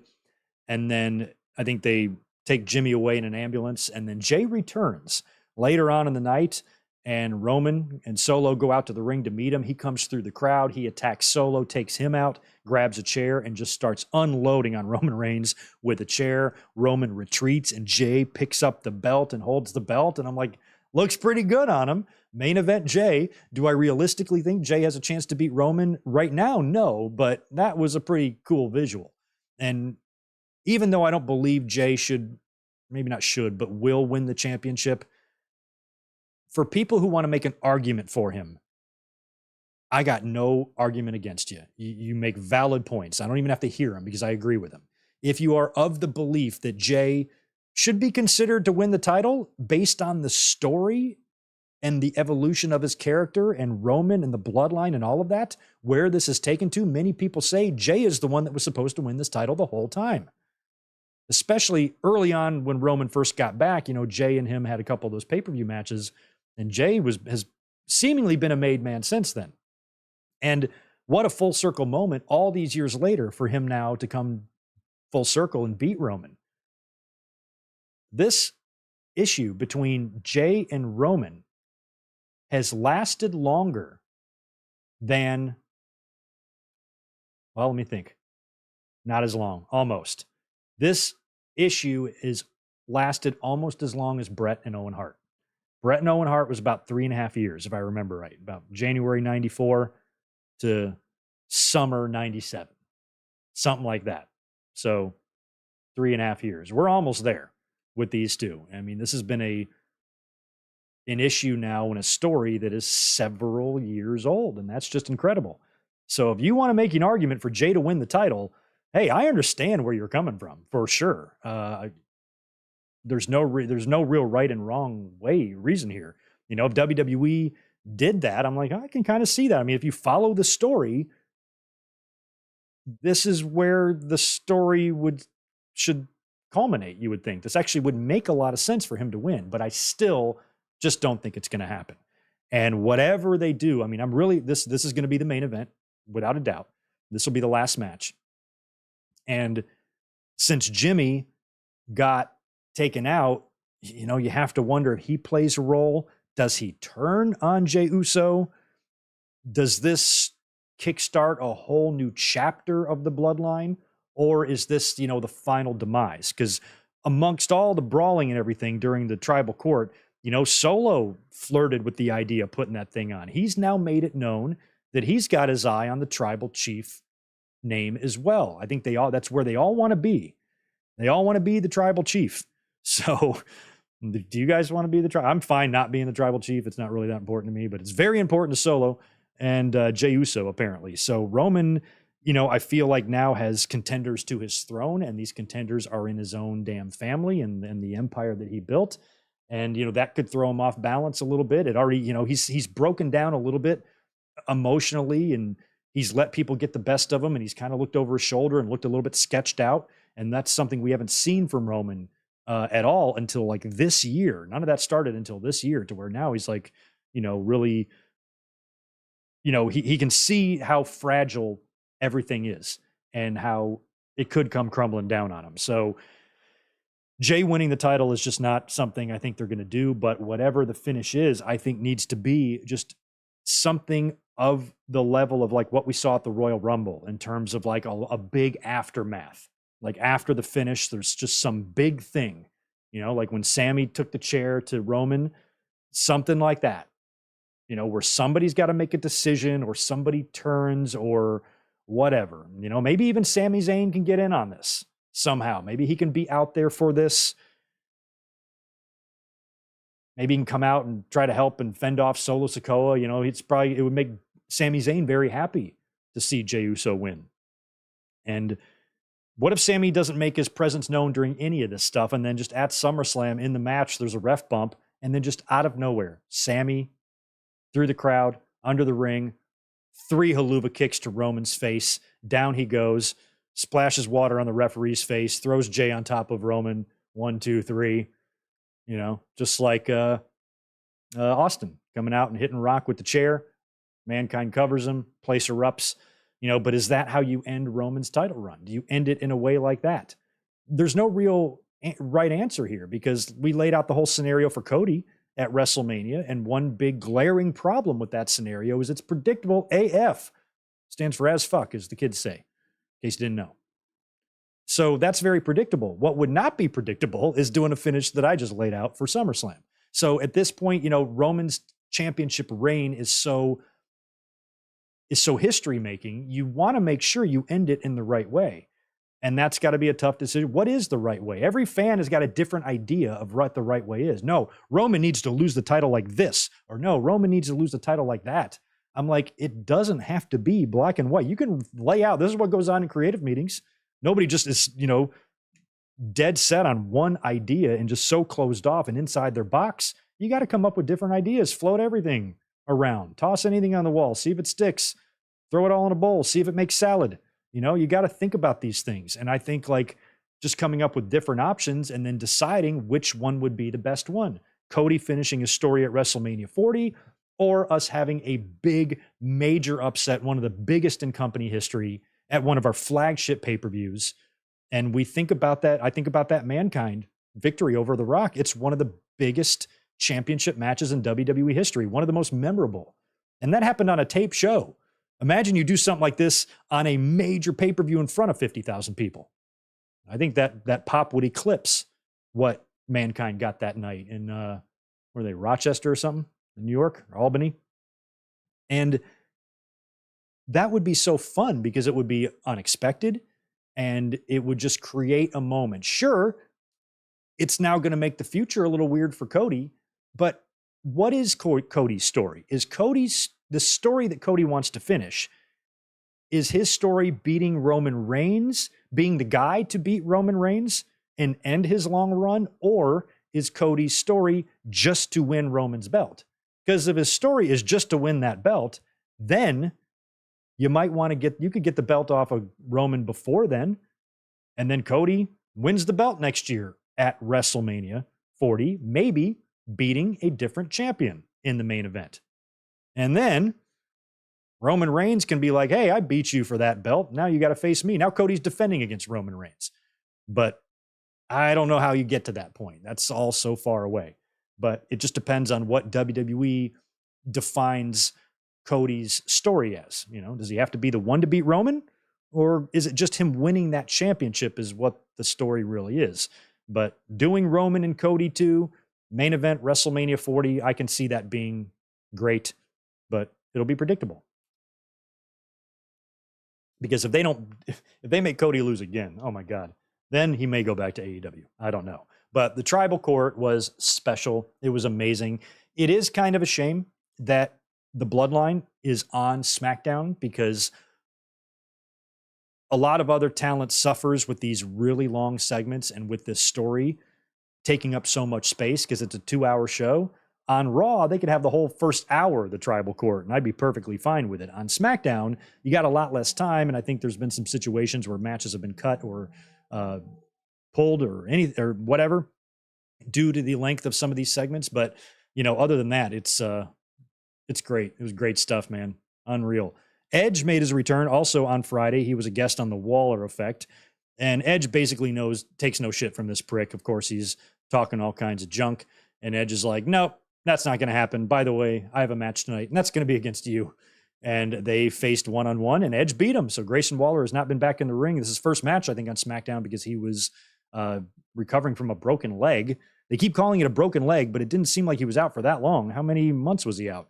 Seems like he made a pretty quick recovery there, but he now faced Edge, and that's pretty cool because that kind of makes me think this might be a SummerSlam match. Edge beat him, speared him, beat him clean, I believe, and whatnot, but maybe that won't be the end of it. Edge finishing up his career. There's been talk of retirement some point in the near future for him, even though we don't know when. And I think at this point, the value you can get out of somebody like Edge is having one of your up-and-coming, hopefully, major stars beat him, just like Theory beat Cena, just like Cody is going to beat Brock. It's kind of a theme going on there. It's like we're having like a figurative torch passing here, like a business company-wide torch passing. You know, Cena coming back doing jobs, Edge coming back losing, Brock coming back losing. A lot of these guys that were on top for a long time, won a lot of titles, are doing a lot of losing right now. And I think that's kind of the way it should go. So Edge maybe having a rematch with Grayson Waller, putting him over at SummerSlam. Sounds like that might be what they're going to do. Speaking of people that WWE has that have unlimited potential, LA Knight. Now, LA Knight was not on SmackDown. A lot of people were upset about that, but I'm not. I feel like they should have found a place for him. Don't get me wrong. I think LA Knight, all the fans clearly want him. They're clamoring for him. He gets great reactions. He has the crowd eating out of his hand in a way that hasn't been done since The Rock. And we'll talk about Kevin Nash's thoughts on LA Knight as well. And the dude is just super crazy over. But he wasn't on SmackDown. Instead, they released a digital exclusive. This was in the middle of the show, before the show, after, when, I don't know when it happened, where Hit Row was out there talking smack, and then LA Knight's music hit, and the crowd went nuts. He got in the ring, he beat up the entire tag team, and then he got on the mic, and he had them all doing the chant and the LA Knight, yeah, thing, and just watching that control that he has over the audience is of a level that we haven't seen since The Rock. Because when The Rock would be like backstage cutting a promo with Lillian, and even in the backstage promos that they showed on the Tron, he would say the millions, and the whole crowd, the millions. I was there. I did it in person many times. And I personally have not seen anyone have that ability to get everybody follow along with him since The Rock. And that video has got 1.2 million views on YouTube, higher than anything else in the company other than the Bloodline stuff. There's some highlights of SmackDown that have like 100,000 views on it. This has 1.2 million for this digital exclusive. And we also saw Austin Theory beating Sheamus, right? So there have been some rumblings of LA Knight working with Austin Theory. That would be a hell of a lot better than working with Logan Paul. I'm glad Paul is working with Ricochet now, because I was worried. I think Logan is going to have to get a win at some point. And I didn't want to see that come at the expense of LA Knight. So LA Knight and Theory, you know, these two guys, it feels like they should be switched. LA Knight should have been the one beating John Cena at WrestleMania, not Austin Theory. Austin Theory has got a great look. He still has a bright future. He's athletic. He's got everything. He's the exact type of guy WWE just loves. But he ain't connecting anywhere near the level of LA Knight. And a lot of fans just kind of don't like Austin Theory very much. He can, you know, he's looked like he started getting on the right track when he was kind of reborn there for a short time, but that fizzled. And he just ain't clicking, and he's held that championship. He's one of the longest running, reigning U.S. champions in recent history. And I feel like there's spots on the card and how they're used should be reversed. And maybe that's what we're going to see here. LA Knight might challenge Austin Theory for the U.S. title at SummerSlam. At least that's a match I've seen tossed around on social media a couple times. And I like that. I like the way that sounds. So let's do that. But, you know, you got to follow through.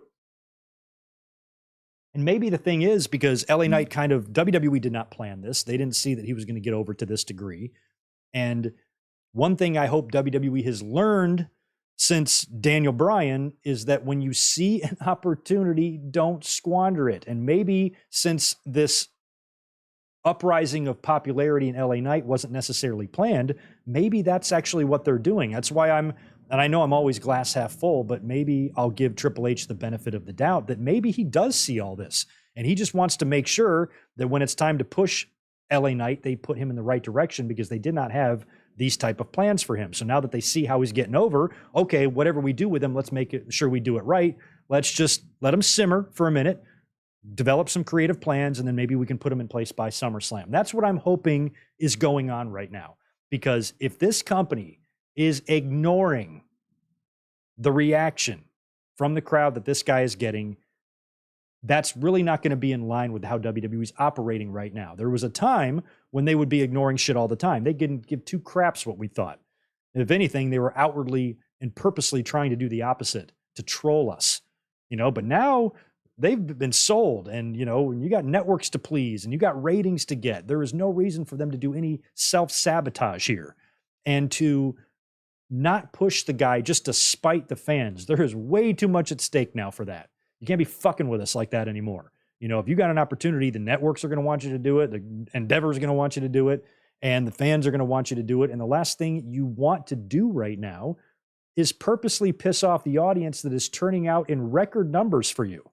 So that's why I just feel like sanity has to prevail here. And all these people worried about, oh, WWE's so stupid, they're not doing anything with LA Knight. I think they're going to do something with LA Knight. I just don't think it's possible for them to have this level of blindness or ignorance or stupidity to see the reaction that LA Knight gets and see how much he makes the fans happy, and then to purposely not do anything with him.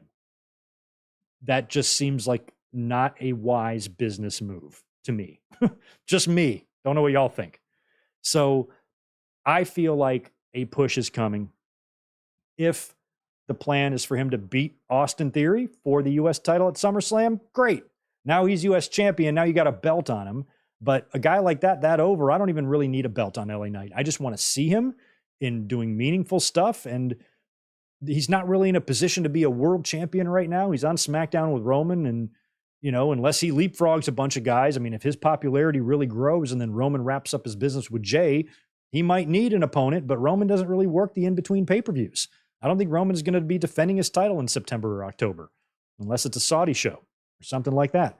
So I don't even know how you really get him elevated to the top. So maybe U.S. title is the best you can do. And beating somebody like Austin Theory would really get him even more over. Not that he needs it, but that would be almost like the sweetest win, I think, for the fans, because nobody, from what I can tell, likes Austin Theory. I don't see anybody on the Austin Theory train. I don't see any stands. I don't see any Austin Theory stan accounts. I don't hate the guy or dislike him or anything, but he ain't connecting with me either.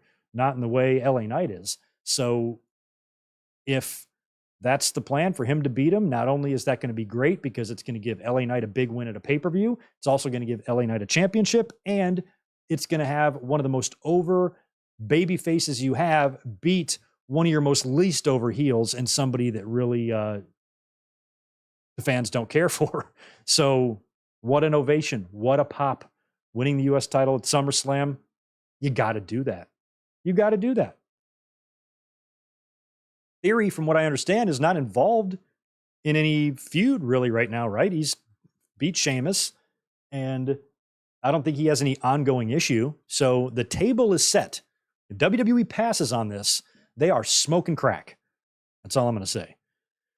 Kevin Nash had some things to say about LA Knight. This doesn't even make me mad. I love Kevin Nash. I don't care what he says.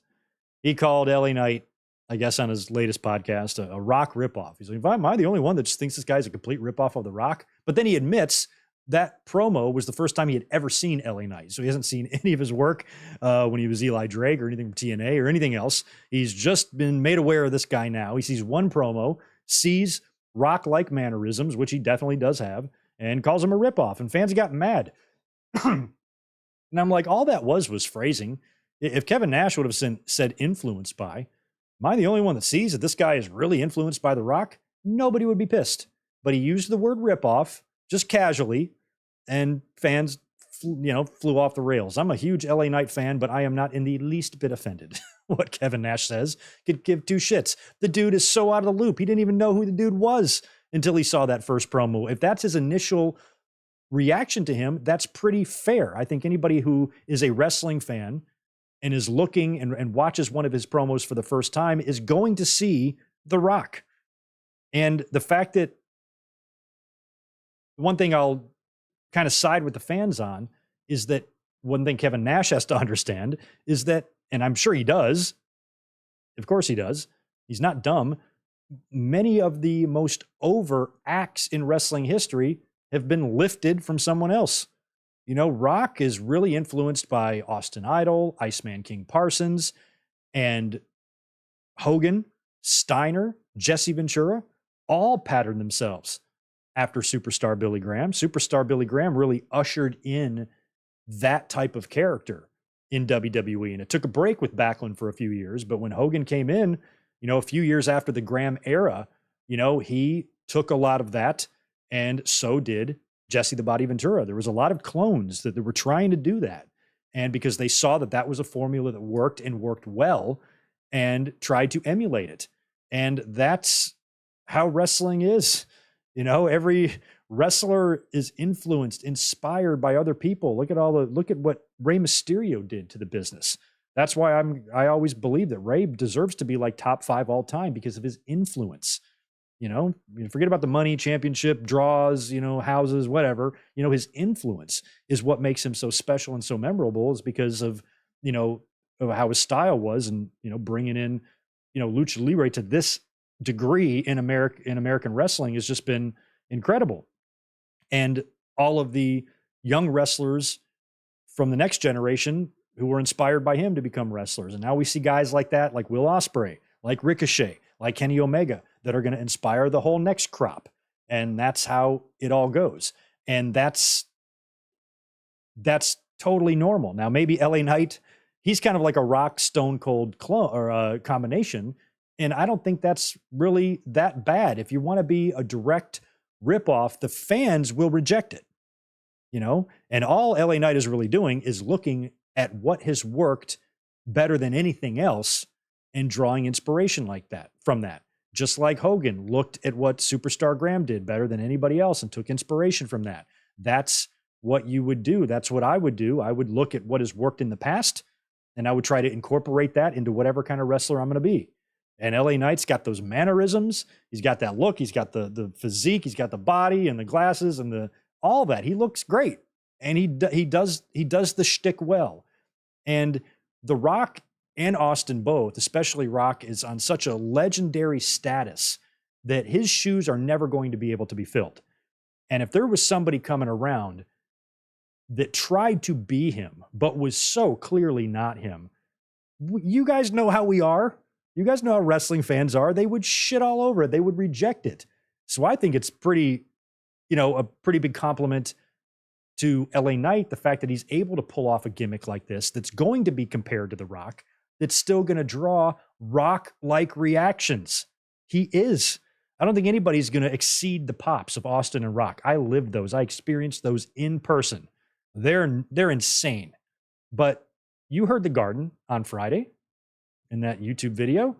You've seen how LA Knight can, whether he's backstage and doing an interview or he's in the ring cutting a promo, the fans chant right along with him. They're completely dialed in to everything he says, eaten out of his hand.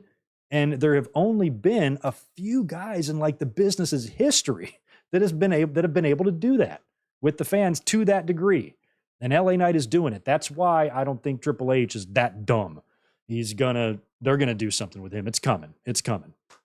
But Nash, maybe where I disagreed with him is if Nash just thinks he's a ripoff. Oh, that sucks. He's just trying to do his shtick. I'm like, you don't understand. You don't get, like, you got to know more about him. Plus, drawing influence from other acts is something that has been as old as the business, man.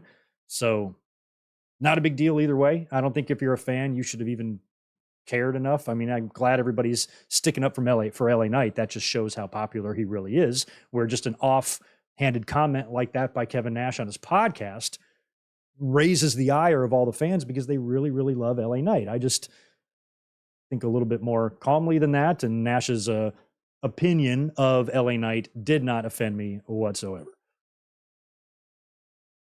Well, I still have a lot of notes, but let's talk about SummerSlam, and then we'll kind of finish up here with some AEW stuff. Thanks again to everyone who's here on a Tuesday night. I would appreciate a thumbs up button if you still have time to do that. Let me cruise to the chat here, and then I'm going to run through what we could potentially see at SummerSlam. I'm sorry for taking my time tonight. It's just I haven't been on camera in a week, and we had a lot to catch up on. Let me answer the super chat from Stone Cold 10X. Thank you very much, dude, for the 5. I think waiting till Mania is too long.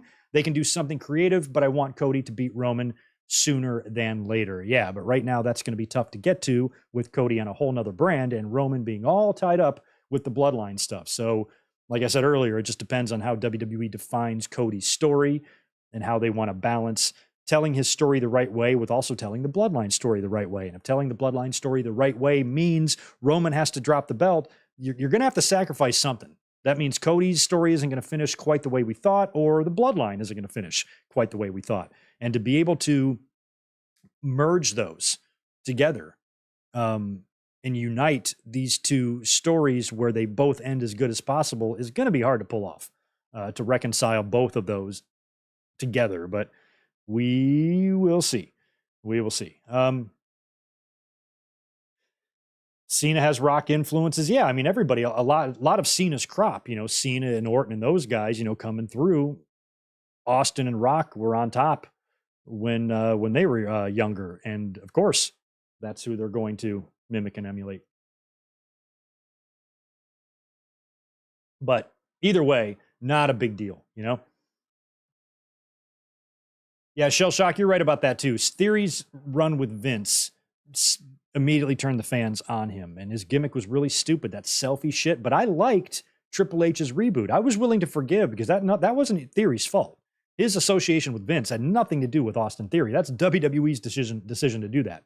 So when Vince left and Triple H says, okay, enough of this dumb shit. I'm going to take this kid in a different direction. Let's make him a little more edgy.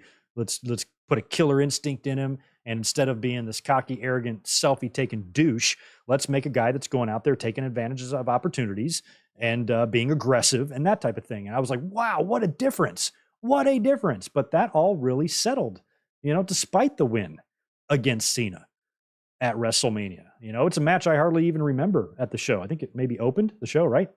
And I was at WrestleMania, and I remember watching him lose, but I just figured that Cena was coming in to, do some jobs, and Theory's a guy that they have high aspirations for. But in wrestling, sometimes people just don't work out for whatever reason. I don't know, but I feel like LA Knight is much more over with the audience right now, and they should do something with him. Here's what I've got written down for SummerSlam.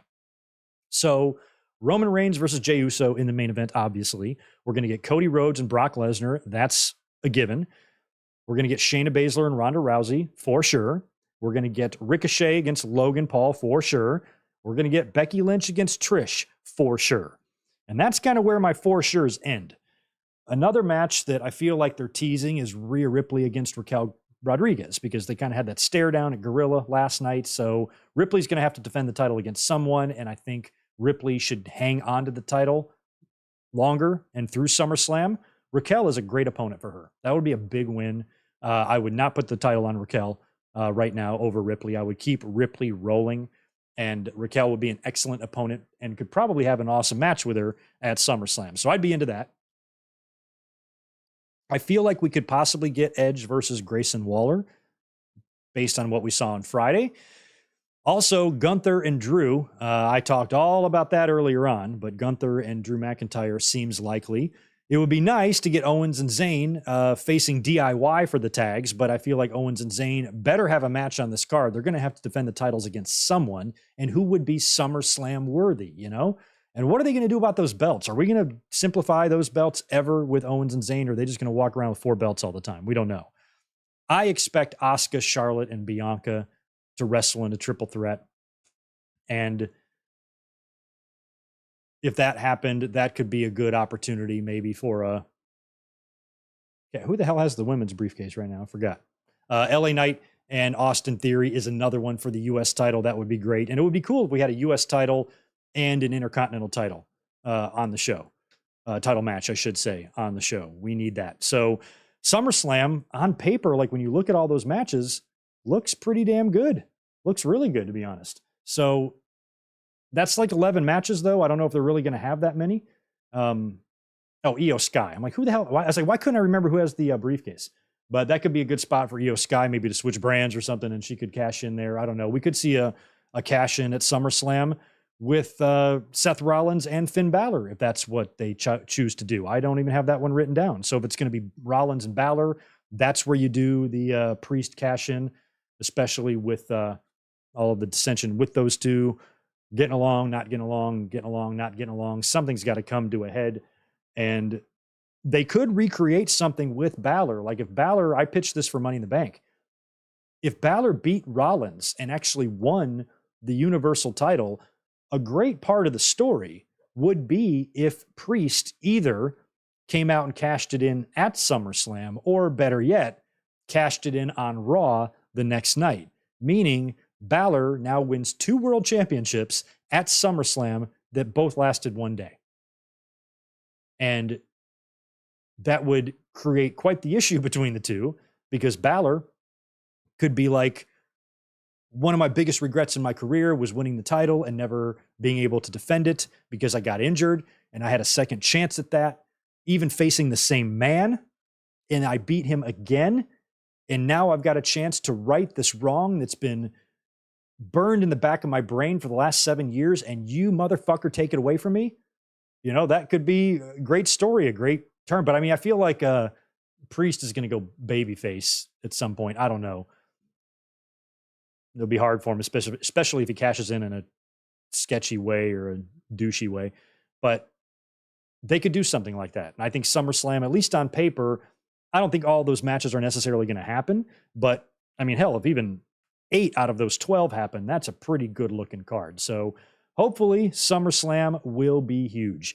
Let's pivot now. Talk a little bit about AEW. I'm not going to talk about last week's Dynamite because I saw half of that. But one thing I do want to talk about is the amazing bromance brewing between MJF and Adam Cole. I wasn't sure how I felt about this whole thing at first, teaming them up in that blind eliminator right after their Broadway on TV, and then they were still at odds, and then Tony Schiavone made the announcement. And at first, fans were like, oh, I don't know what I think about this, and why are they doing this?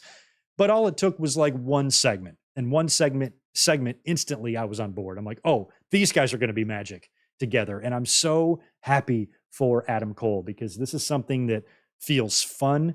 It feels like something that the fans are getting into, and maybe that AEW didn't realize how great it was actually going to be. So the birthday celebration was great. They had a tag team match last week. I think they beat Bernard and the Butcher. And then it was Adam Cole's birthday. So MJF brings out clowns and shit, and there's streamers, and they've got a cake. And he even sings happy birthday to Adam Cole. And then he tells him to make a wish with the cake, and he turns to the camera and he's like, I'm going to throw him in the cake. And then Cole reverses it and throws MJF headfirst into the cake, and he sells it, and he's laughing, and they're telling him to eat the cake, and he eats some cake, and he's smiling. And then Adam Cole, this is such a touching, heartwarming moment. He kneels down right next to him, and he's like, you know, Max, I want to sincerely say this. Thank you for doing this for my birthday. Thank you very much, my friend. And he put his hand on his shoulder and just walked away. And I'm like, oh my God, this is working. Now, they also had the workout spot at the gym where they went to the gym together. That whole thing where MJF's bench pressing and Cole's just reading his phone, and they switch and Cole's just bouncing. You know, MJF's like, you want me to lighten it? And Cole's like, no, I'm good. And he goes down there and he bounces about twice as many off that MJF did. And he's like, what the fuck? Great stuff. The chemistry between them is good. The chemistry, in my opinion, is better than MJF and Jericho. I really, really like them together. And I think it's more of my desire to see Adam Cole doing something that's good and fun in AEW, and, you know, staying healthy. And obviously this pairing with Max is going to have a shelf life. Obviously these guys are going to be wrestling for the championship, probably at All In at this point, because something's going to crumble between them. MJF is going to prove that this whole thing is just a big elaborate scam. He will go so far out of his way to get any sort of advantage that he can, even if he has to put on the biggest, you know, show of his life, pretending to be this guy's friend. But Adam Cole also, his character, everything we've seen him do, Ring of Honor, NXT, he's not stupid. And he should see through all of this. But MJF being able to convince the fans that he's sincere, to convince me that he's sincere, you would think has got to be pretty damn impossible and would take a long time to convince us. But he almost did it in one segment. It was incredible. So loving the chemistry, loving the two of them together. No rush whatsoever to see these guys broken up, but I think this is probably going to be our all-in match, and that's fine with me. Or all out, one or the other, or both. Main event last week was Kenny Omega beating Wheeler Yuta. The Blackpool Combat Club attacked, and Bucks and Hangman make the save. Now we got Blood and Guts coming up, I think a week from Wednesday, following week. And both teams are going to announce their 5th members this Wednesday on Dynamite. So we're expecting Kota Ibushi for the Elite. And I'm scared to even think of him in a Blood and Guts match. that's just going to be so incredible if they can bring him in. I feel like it's kind of going to happen because there's been a lot of talk, and Kenny Omega even, I think, cut a promo saying that he's going to bring some help, somebody who's very close to him or whatever. He's kind of hinting at it. And I think the possibilities of Kota Ibushi in a blood and guts match is what's going to save the blood and guts match, because I'm not as invested in this one. You know, the story is good between the Elite and Blackpool Combat Club, but not great.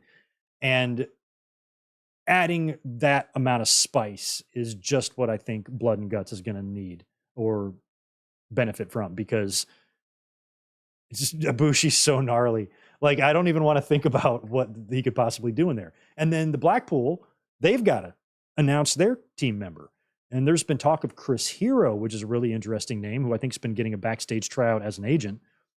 CM Punk, apparently, reportedly, threw his hat in the ring. He volunteered to join the Blackpool Combat Club, which would make perfect sense because he hates the Elite, right? But if these guys aren't even allowed to talk to each other, how are they going to have a violent match against each other? So that seems ludicrous. I can't see CM Punk doing that. I think that's more about CM Punk trying to be a company guy, trying to be a locker room leader. So far, it's very early, but so far, reports of CM Punk's backstage etiquette have been very positive. They say he's been handling himself very well and taking his role as a locker room leader seriously. So that's good to hear. I'm almost out of water. But this week is going to be the announcement, so you guys can give me your choices for who they might add to both of these teams. Jericho and Don Callis, yeah, they had the promo there. Callis invited Jericho into his faction, and Jericho said maybe. He kind of didn't rule it out. So we could actually see Jericho merge, but then what happens to his own faction? So I don't know what that's about, but they wouldn't plant that seed if they didn't mean for it to be paid off somewhere. So Jericho could also be the guy to join Blackpool.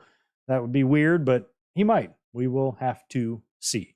They also signed Nick Wayne. They showed that whole thing, that footage of Darby offering him a contract a while back, but of course he is underage. He just turned 18, and the boy wonder has got his Dynamite debut this Wednesday. He's going to take on Swerve Strickland, a guy he's worked with before, and he's going to be on TV. So best of luck, young man. 18 years old.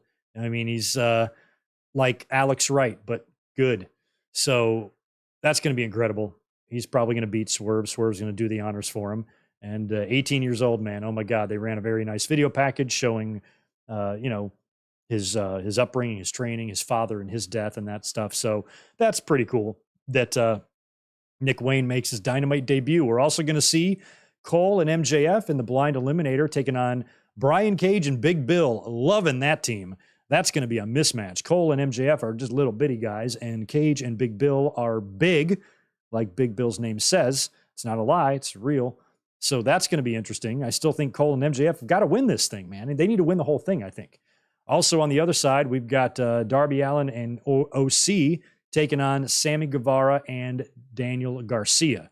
So I think a Cole MJF Darby Cassidy final would be fun as fuck. So, but that's a whole lot of baby faces. That's a whole lot of baby faces for a final like that, but they might still be able to find a way to do it. Also, we have a Ruby Soho and Sky Blue Owen Hart semifinal match. And at this point, since Ruby got by Britt Baker, Ruby's my pick to win. I want to see her win it. I would hate to see her fall short now, although Sky Blue looks like she's on a little bit of an upswing. But, you know, Toni Storm has the AEW Women's Championship. Ruby winning the Owen would, you know, strengthen their faction, add some more shine to it. She'd have that Owen belt trophy for a little while. Plus, she was in the finals last year and lost. So for her to lose again would be kind of a bummer. And I think the other match, which got bumped, was supposed to be on Collision, I believe, and they moved it to Friday. So I think on Friday, we're going to get Willow Nightingale and Athena. So we still have the men's final is set, but we still have two women's semifinals to go. And correct me in the chat, am I right? Both finals are still set for Saturday, right? On Collision. I know Punk and Starks are set for Collision. And I'm guessing the winner of Ruby and Sky and the winner of Willow and Athena will also face on Collision. Do I have that right? I thought that was a plan all along, right? In Calgary. So I guess that's what they're going to do there. But that's a bummer. Willow and Athena got moved, but they're going to be on Rampage now. Speaking of Rampage, they had Rampage 100 this past Friday as well. Main event was Dark Order defeating the Bucks and Hangman Page. We had Takeshita showing up to distract the referee, then a low blow onto Hangman from Evil Uno. Claudio comes in from the other side of the ring and nails Hangman with a forearm, and Uno pins Hangman. So I like that. And like I said, this week on Rampage, we're going to get the Athena and Willow match in the semifinals, which is probably being taped after Dynamite, right? And they will face the winner of that will advance to the finals the next night on Collision. Speaking of Collision, this past week, rating was a bit up. They had a little bit of a dip there for the 4th of July weekend. Nearly 600,000, which isn't bad. 580K they pulled for their rating on a Saturday night. I don't think Collision is going to do a whole heck of a lot better than that unless they have a really, really big main event planned. But I think they do their market research. They know this going in. So like I said, fans can, foam at the mouth over ratings all they want and ridicule and criticize, but if the ratings were so bad, Warner Brothers Discovery would not be itching to re-up with these guys. And in terms of where it ranks and cable and all of that, is it WWE numbers? No, but it's still decent numbers. And they're probably pretty satisfied with that, I guess. They were in Regina, Canada. I don't even know where Regina is. That's crazy. So Punk opened the show, came out right away, cut a promo, praised Stampede Country and his history with Samoa Joe, and he asked the fans to chant Owen Hart, which they did later on in the main event. Bullet Club Gold beat FTR in a really fun tag team match. I'm not a fan of champions losing, of course, but this was a match to earn a tag title shot. So now we're going to get Jay White and Juice taking on FTR for the titles at some point, probably on Collision, but maybe they save that one for down the road. Don't know. We had an Owen Hart semifinal match. Ricky Starks taking on Powerhouse Hobbs. I love Powerhouse Hobbs. Did you see his gear? I mean, my heart melted. Oh my God. I mean, he was wearing Owens black 94 King of Hearts style gear. Such a great tribute. Such a shame that he lost, but there's a silver lining here because it looks like finally, I think one of the stupidest things AEW has done so far is pair him with QT Marshall. That did nothing whatsoever to benefit Hobbs. It actually hurt him and it hindered his career. And he didn't even have a chance to get out of the blocks with the TNT Championship. That whole alliance was just not a good idea. So I'm glad it seems like they're realizing that, and hopefully this is the split between these two, because QT jumped on the apron and starts arguing with Hobbs. Ricky Starks ran into Hobbs. He knocks QT off the apron. Starks off the ropes, hits Hobbs with a spear, and gets the win. So it was kind of the distraction, or the inadvertent distraction from QT Marshall, that caused Hobbs to lose here. And then he shoved QT down, beat up Aaron Solo. So hopefully Hobbs can move out on his own, because I was kind of rooting. I was low key rooting for him to win this thing, because I felt like maybe it could be his second chance at a little bit of a run or a push after what happened with the TNT title. But I think what's most important is for him to get away from QT. And if this what was needed to achieve that, then fine. Ricky Starks now advances to the finals to face CM Punk, who defeated Samoa Joe in the main event. First win over Joe in his career, and first time facing him in 18 years. Pretty good match, too. Crowd was into it. I very much enjoyed it. A lot of callbacks to some of their previous matches back in the day, and great stuff. And it looked like Joe had him there. He was really kind of dominating Punk. Very dominant performance by Joe. But Punk kind of got him with a victory roll type of thing, and got the win in a roll-up scenario. Didn't really have the mustard to put him in the GTS, but did beat Samoa Joe. They had the little handshake at the end. And now it's going to be Punk versus Ricky Starks in the finals on Saturday on Collision. So is this just a guaranteed CM Punk victory here? Or does CM Punk really show what a company guy he is, and really show what a team player he is, and put Starks over? Starks needs something big, man. They've had a little push with him. He's gotten a little bit over. And what he needs now is maybe some just major win, as long as he really truly benefits from that. Don't beat CM Punk and elevate Ricky Starks only to Wardlow him and then completely drop the ball on it. If you're going to beat Punk and beat him clean, in a big match, make sure you get a return on that investment or whatever. I'm sure Punk sees it the same way, but I would be perfectly fine with Ricky Starks winning this match. Absolutely. And it might be Punk's way of showing that he's back and he's back to do business and he wants to. So that could be a really sign of good faith. Or maybe Tony Khan, maybe it's not up to CM Punk. Maybe Tony Khan wants Ricky Starks to win anyway. He's like, he's going to win. What can Punk say? So don't know. I'm kind of fine either way. If Punk wins the Owen, Punk, one thing, well, Ricky Starks is good on the mic too, but one thing Punk can do is speak and speak well. And I know Punk respects Owen, and he said as much in his promo. And, you know, Punk is one of the faces of AEW, one of their top stars, and a good representation of their company. And him receiving the title from Martha Hart, you know, maybe that's what they do with CM Punk. And then you've got Adam Cole and CM Punk as your first two Owen Cup champions. But I almost feel like you get a little bit more mileage out of Starks. Starks is a babyface. So if Starks beats Punk, he's going to have to beat him. There's really not too much of a way to protect Punk here because you don't want to do a shady finish. You don't want a whole, I said this last year too, even if a heel wins, I don't want a whole bunch of cheating. I don't want somebody to win the title in a shitty way and then have Martha have to hand you your trophy, you know? That's probably not going to happen. It's probably going to have to be straight up matches, straight up victories. Heel or babyface is going to have to win legit. Now, if Ruby wins, I do worry that the Outcasts could maybe cheat. And maybe that's a great way to get heat. Maybe they cheat to win. Martha's apprehensive and they beat up Martha. Holy shit. They beat up Martha and spray paint her. Holy shit. Could you imagine? The fucking Heat in Calgary beating up Owen Hart's wife in Calgary. That might be heat you don't want. I don't know, but it's a thought. Otherwise, I think the Owen finals should just be one legit. So they're going to be in a good position with Punk and Starks here. Neither guy is going to have to really cheat unless Punk turns heel and does the same thing. But if Punk hits a GTS on Martha Hart, I might have to quit YouTube. So for Ricky to win, he's going to have to beat Punk clean.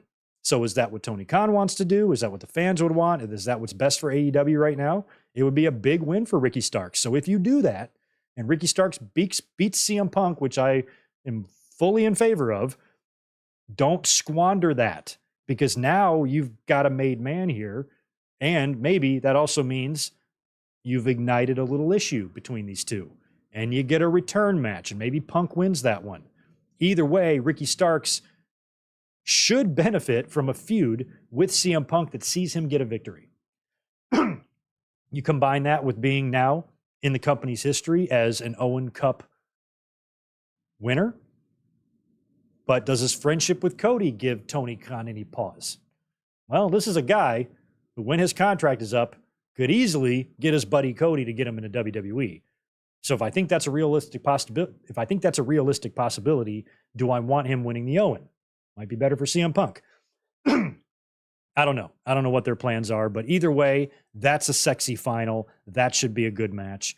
And on the women's side, I love Willow, but I love Willow a lot, but I almost think maybe Athena and Ruby is the better match to have in terms of the better quality match we're going to get. Although I shouldn't say that because Willow, I got to give her credit. I forgot what match I watched of hers a couple weeks ago. And I was like, holy shit, she's a lot better than I kind of thought in my head. So girl can go. But I think Ruby and Athena, I don't know, it just might be a better match. So if that's the final, I'm fine with that. And I kind of hope Ruby wins. I kind of hope she wins. But I also like every woman left. All four of them. I like Ruby. I like Sky. I like Willow. I like Athena. So these are the type of scenarios that I like. And we have it, at least for me anyway, we have it on the men's and the women's side. Of who's left in both of these tournaments, I'm satisfied with any of these people walking away with it. That's kind of cool. Anyway, we also have this Saturday after Collision, we're going to have Battle of the Belts, and they've got Shawn Spears challenging Luchasaurus for the TNT title on Battle of the Belts, which I guess is going to be an hour show following Collision. So there's a lot going on this Saturday. So, yeah. Last thing on my list, Adrian Adonis, Dark Side of the Ring. I believe it's already aired. I'm going to check that out after the podcast here. If you guys have watched it, let me know how it is. But that did air tonight on Vice, and I'm really excited to see that one because I think they took last Tuesday off because it was the 4th.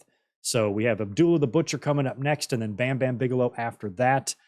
And I forgot what comes next, but I think Marty Jannetty might be the finale. So Adrian Adonis is going to be a good one. I have a lot of memories of him growing up and his unfortunate death. And Adrian Adonis, I've said it a couple times over the years that he is involved in the gnarliest backstage fight I've ever heard. I've heard the story told like by 10 different wrestlers, and every time they describe it in like the worst way possible. He got his absolute ass whooped by Dan Spivey back in the day. And whenever they tell it, it just makes you cringe because it was ugly, man. It was worse than Jacques and Dynamite, man. Bad. I'm curious if they're going to talk about it on Dark Side of the Ring. I'm sure they will, but excited to see that tonight. And that brings me to the end of my notes. 2 hours and 20 minutes we've been podcasting. That's what I've got by my clock here. So thank you for hanging out all this time and let me just vent all of this out. I just felt so backed up. I was so behind on everything. And I kind of had a makeup day here in between my vacation, going back to work tomorrow. And I'm like, I need to spend the day catching up on wrestling and coming up here and doing a wingy because we were overdue. So thank you very much for hanging out. I'll go to the chat here, see if you guys had any thing else interesting to say. Jordan Card, appreciate the $2. Who would you book for 5 vs. 5 Survivor Series in 01? You mean like rebook it? 5-on-5 match, Survivor Series 01. I was at that show. And that was the end of the alliance. But if that's what you mean, rebooking the alliance, and it was actually WWE versus WCW, then I would book Rock, Austin, Angle, Taker, and probably Kane or Jericho against Hogan, Sting, Flair, Goldberg, and probably Booker or Nash or something like that. That's what I'd do. But I was there. We've watched it before. If you guys watched Survivor Series 2001, you can see me. The hard cam's on me the whole time. So I am visible throughout that whole thing. Let me cruise up a little further. Make sure I didn't miss anybody else. Okay, good. We're there. I'm going to read some of these comments, see if you guys had anything interesting to see. Ooh, JJ. Yeah. Pack for BCC. Ibushi for the Elite. Pack for BCC. I'd be into that. Totally into that. What is Pack doing? What the hell? Where is he? What's he doing? Almost forgot about the poor fella. Oh, yeah, Death Triangle. I don't know what's going on with him. But yeah, Pack would be phenomenal. I'd like to see him be a permanent addition to the BCC. Hobbs to join BCC. Yeah, maybe.